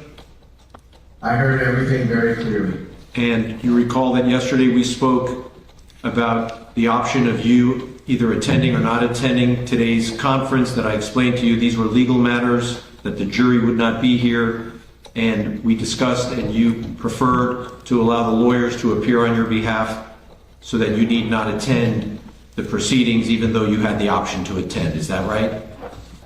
That is correct. Okay, yeah, and when we talk about this again, it just, I don't know what the future will hold. So there could not be a claim later on that, that something so important and fundamental that you were not present for, that there was, you couldn't object to it later on, basically, if there was any issues that came up. I understand, Your Honor. Okay, all right. Okay, I think I've covered everything. Sept, do you have anything that you feel I needed to ask Mr. Pino? I just want to verify, are there any lesser includeds at all that the defense is seeking in this case? Okay, so there are no lesser included instructions that the defense is seeking.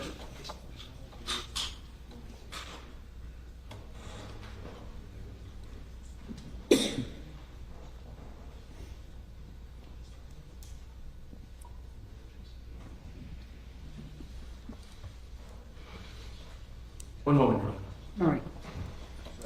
Just stay with us if you would, Mr. Pino. Thank you. Of course, anything you need, Your Honor. Okay.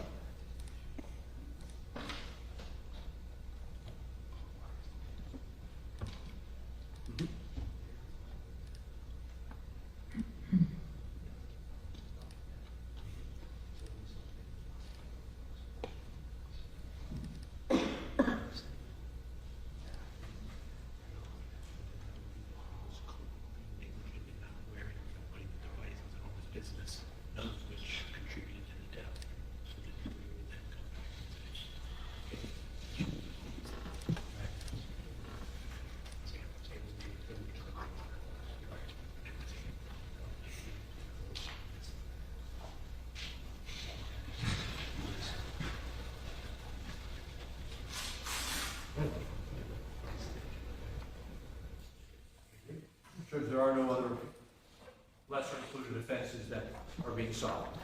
All right. While I have Mr. Pino here, I'm just going to finish up with our charge conference. If Mr. Pino would please stay on our Zoom. And I think I had left off with the one question on whether 3.12D, the legally interlocking counts instruction, would be given.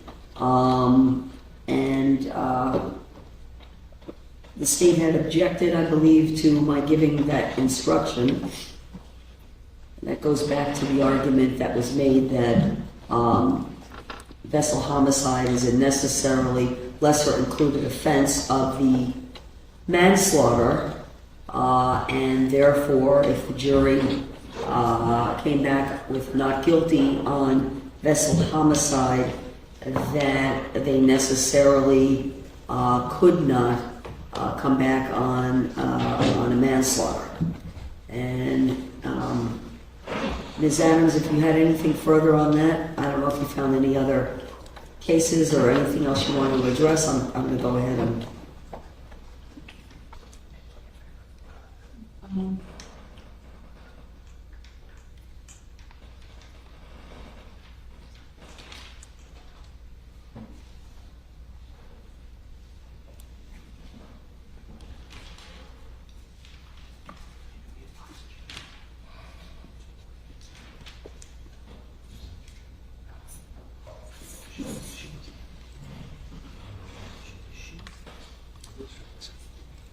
I don't think it is a correct statement of the law that the jury cannot find the defendant not guilty of vehicular homicide, but guilty of manslaughter. They are not mutually exclusive crimes. The vehicular homicide is not a lesser included offense of manslaughter by intentional act. Moreover, the state has opted to charge them as two separate counts. So the jury should make a separate finding as to each crime, and even if, under the Perez case, they made a finding or they decided to acquit the defendant of the charge of vessel homicide, they still could lawfully find him guilty. I cannot hear you, Your Honor. I'm sorry. You want to move that microphone up? Oh. I'm sorry. No, you could just take the one on your desk and turn it on if it's plugged in. There we go. Okay, thank you. They are not mutually exclusive crimes. Because if I understood, again, on the manslaughter, there are two theories of prosecution, which is lawful, which would be the intentional act which resulted in a death, or the culpable negligence. And that, if I understood, that was the state's position as to why they're not, first of all, they're not legally interlocking, and second, why the other requested instruction that a not guilty on the count 2 necessarily requires the jury to come back not guilty as to count 1. It would also impact how the verdict form would be prepared and read, because it would be, they would have to be instructed on, they would be instructed on count 2 first, on vessel homicide, and then there would have to be some statement in the verdict form, which is used in capital cases, where, you know, you stop here if you don't find the state has proven beyond reasonable doubt the vessel homicide. And that's so distinct from what we're doing here. That's, you know, for sentencing purposes. Understand. So, I mean, to the extent that the state made I made a choice in how I charged this, and I want the jury to make a separate finding as to each crime. And even if they were to say he's not guilty of the vessel homicide, the jury still has the option of finding him guilty of manslaughter. And there is nothing to say that that's illogical or not a lawful verdict that the jurors can have. Who knows? Maybe they acquit him on both. I don't know. But what I do know is that these charges were separately filed, and the instruction that the court gives as to your verdict as to one charge should not impact your verdict as to the other. They are It has to separate be crimes. treated as a separate crime charge. Correct. Okay. And that jury instruction reflects the law, and I think that what the defense is seeking does not reflect the law. Okay, I understand. And I understand the defense argument in this regard, and the request for not only the special instruction following the vessel homicide instruction, but also the instruction for 3.12D, legally interlocking counts. Thank you, Judge. I think this also feeds into the verdict form. And into the verdict form instruction Right. as well. And so what I'm hoping the court can explain, if not to us, to the jury then, what is the difference between the vessel homicide and the manslaughter charge if the state is proceeding under two theories of manslaughter, intentional being the A, culpable negligence being the B. But it's an or. It's an or. Right, it's or, but this is what I'm struggling with, is that intentional is a higher level of mens rea than culpable negligence. So, There are alternative ways in which, by law, the state can prove the manslaughter. it's almost, I think it's culpable negligence is a lesser included of intentional. Logically. And so, and we know that McCreary has already said that vessel or vehicular homicide is a lesser included of manslaughter. That was the whole point of McCreary. So I'm still struggling to understand how the mere choice by a prosecutor to allege both theories under manslaughter allows them to then avoid what the Supreme Court has said. I think it depends on, in terms of the evaluation of what intentional act means and how the jury is permitted to evaluate that. The intent to, again, the examples that were given, if the jury finds that the intent to operate at the speed that the vessel was operated at, the intent to go through a point in the channel on one side of the channel versus another, the act of a change of course at some point. Those are the acts, I think, that the phrase intentional act are modifying. That's their theory, but it can either be... That's the state's That's fine. theory, of course. So they defined, however, they want to define the acts, whatever that group of acts are. Then the question, was it done intentionally or culpably negligently? It's still the same acts. They can't, I don't think one count can charge different acts within it. Okay. They have to... I hear your argument. I understand it. I'm not agreeing with it. I'm going to instruct the jury as requested by the standard instructions. I'm not going to give a legally interlocking count instruction, and I'm also not going to give a special instruction advising the jury that a not guilty, if they should find not guilty on the vessel homicide, that necessarily requires them to find not guilty on the manslaughter. I understand your ruling over objection. What I think the court has done at the state's invitation is said that vessel homicide and vehicular homicide are not lesser included offenses of the manslaughter by intentional act. That would be the logical conclusion, which I believe is inconsistent with McCreary, having said that that's exactly what the legislature intended by passing the vessel homicide statute. Okay. So that's just give it one That's last. our difference of interpretation Fair of the court. Absolutely fine to do that, of course, and we have a good record. And so, can I then, before we call it a day, bring us back to where I began? I still would like to be able to understand how the jury is going to differentiate between the two crimes if the difference under McCreary is that manslaughter has a greater degree of mens rea it seems to me that the instructions don't accomplish that because they both deal with this conscious indifference.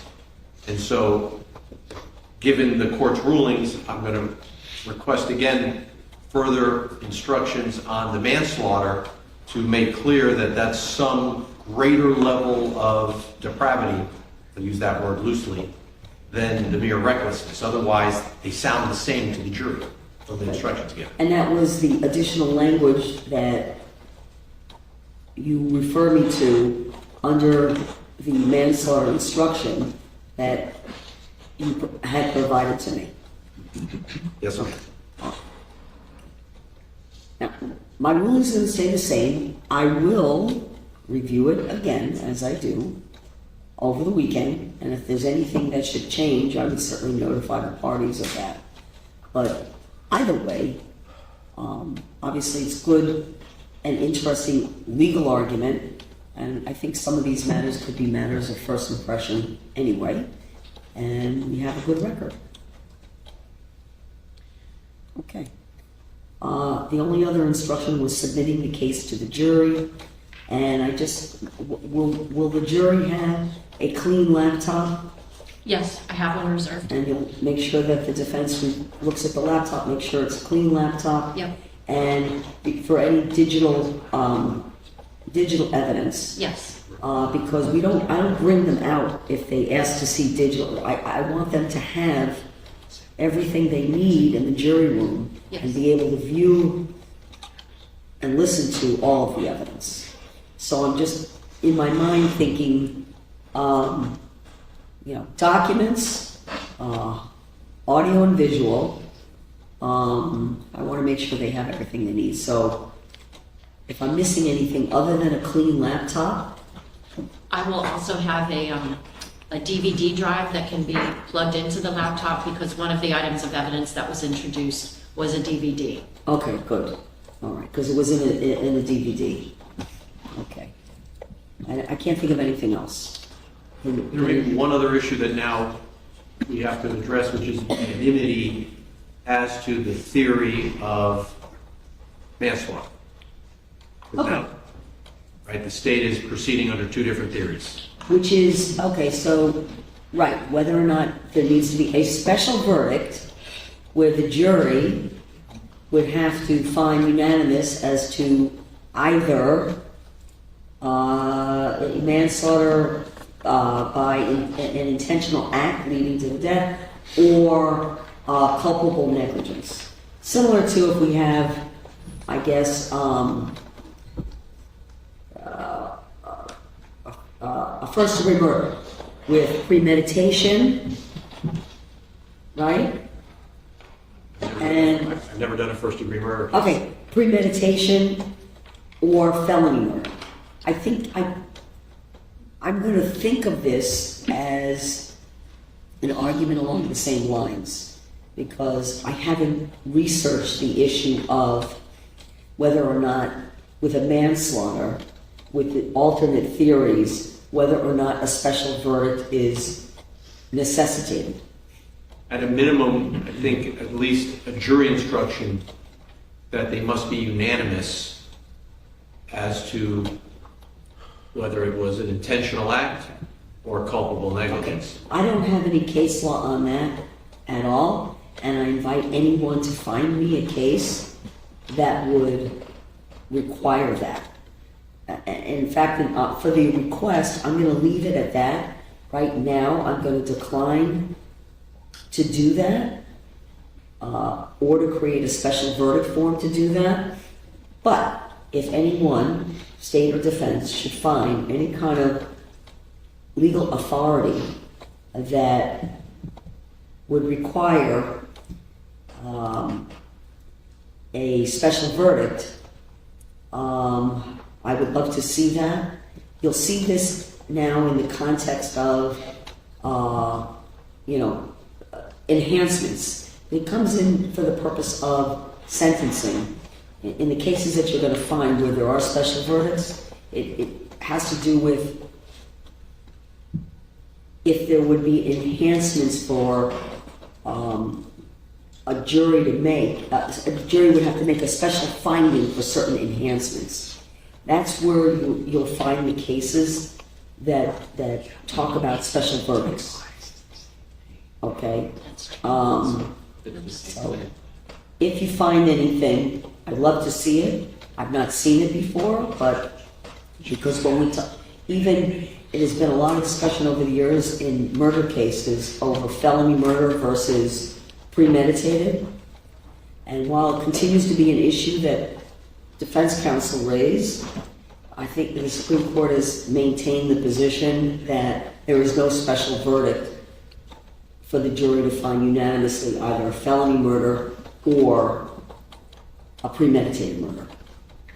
So I'll leave you all with that, and I will see everyone at 9:30. We'll start up 30 minutes. At least we should meet 30 minutes before, and I have coverage, so we'll be good to go. I will just, I have I think a small table that I would like to bring with me to the courtroom just because. I can't hear you, Your Honor. Okay, I'm sorry. I think counsel was going to bring a table to set up in the courtroom, I guess, so that the evidence could be kind of, instead of going back and forth, and I think everyone might have access to it, right? If you bring a table here? I would share it. You would share it? Of course. Very good. So it just makes it easier to set up any evidence on that table as opposed to coming back and forth to the clerk. So that's fine, and I think that would be fine with defense because we're going to share. Okay. Judge, what schedule are you proposing in terms of where we're going to break during the course of the closing? I propose, you think tell me how you think you're going to break up your closing, generally. I think probably if I would need maybe about an hour or so for my. I cannot hear her, Your Honor. Okay. I think I would need about an hour or so for my initial close. About an hour or so. And again, I would reserve about 30 minutes perhaps for rebuttal. I will tell you, I do not put time restrictions on, I don't do any opening, I don't do any close, I don't do that. So if you're a little bit over, a little bit under, I plan to give you a couple of hours.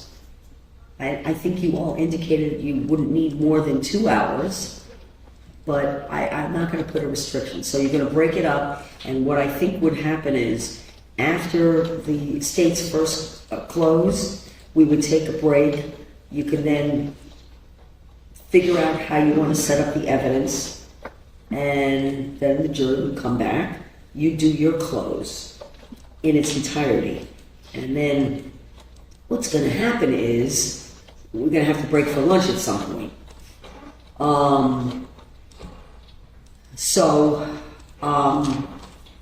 That's probably when we're going to break for lunch, okay? And after you finish your close, we're going to come back, and the state, I'd like to see if we could finish the state's rebuttal close before I break for lunch, but I don't know that that's going to happen. If the state is about an hour, I think I'll be about an hour, in which case I think we can get them all done. If that's the case, that's fine, but I don't want to break too late for lunch because I have to have a break for lunch and then instruct the jury. And I need to get them out and instructed, I would say, no later than 2:30, 3 o'clock, and get them working. And I don't tell them this, but I'll keep them working. I'll order them dinner and not interrupt their working until they're going to turn the lights out on us, which is about 8:30 or so. Okay? And at that point, if we don't have a verdict, they come in, I instruct them, and they come back, and they go right back into the jury room the next day. They don't even see us. They're just taken right back into the jury room by Renee. And in fact, this courtroom is, while the jury is in the jury room, no one's permitted in the courtroom, except for Renee. and the clerk could sit here, and Vanessa could sit here, but no parties, no spectators, the room is clear. And so, you know, once they start deliberating, we're not gonna have anyone in this courtroom unless there's a question, then we'll all be in the courtroom, and/or we have a verdict. Okay, so no one is in this courtroom at all. So if you're gonna have, we'll talk about that, but you'll take things out with you that you need to take out with you because you're not gonna have access to come back in. Judge, I've got a question with the essentially equal time being provided to both sides in the closing argument. So I appreciate, as a litigator, that the court does not impose a hard cutoff, but I just want to be clear for our purposes, for our planning purposes. If, for example, Ms. Adams were to take an hour for her close, and then we took an hour, 15 minutes or so, the prosecutor's final close, or rebuttal close, it seems to me there should be at least some restriction, you know, to provide at least fairly equal time between the parties addressing the jury. I'm just wondering about that. Well, let me say this, we have to be reasonable, okay? You know, if you're able to consolidate your close in an hour, and they've taken an hour for the first close, I'm not going to deprive the state of their opportunity to come back with a rebuttal close. That's what the law allows for. And if it's 30 minutes rebuttal that they're asking for, then that's not unreasonable. Well, I agree that as long as the rebuttal is, you know, not more than, let's say, 50% of their opening, I'm not going to complain that they've exceeded how much time I use, but... I understand, but I play it by ear also, and I give the state a fair chance to rebut because the rules allow for it, and they get the last word because it's their burden. So I would give them a fair chance to rebut, and I've not had any issues about this that I can ever recall. I think we could all manage it fairly well. What's fair? They're going to have a chance for a rebuttal close to rebut your closing. And if you have any concern, then you should raise an objection, and I will handle it accordingly. I will either say sustain the objection, or I will overrule and let whoever's doing the rebuttal close know that you have, you know, start to wrap it up or whatever my comments might be, because I'm obviously going to listen very carefully that it's truly a rebuttal close, right? So I think we're good on that. All right. Last question, just Yes, sir. logistically. Once the jury begins its deliberations, is the court going to require that the parties remain here in the courthouse, or will we have a... Just you're going to give me all your information, and you're going to be on call. And, you know, for questions, you have to be accessible. I've done it at times where we've done it via Zoom. You know, I don't bring the jury in generally to answer questions. They'll come in a note. I'll get the parties together. We'll decide what I'm going to respond and how I'm going to respond in the note and a handwritten response, and that goes back to the jury. Kind of have to play it by ear depending on what their question or concern might be, if there is one. You know, you're free to do what you need to do. Just you want to be within a reasonable time to be able to access either the courthouse or Zoom to answer questions. Thank you, Judge. Okay.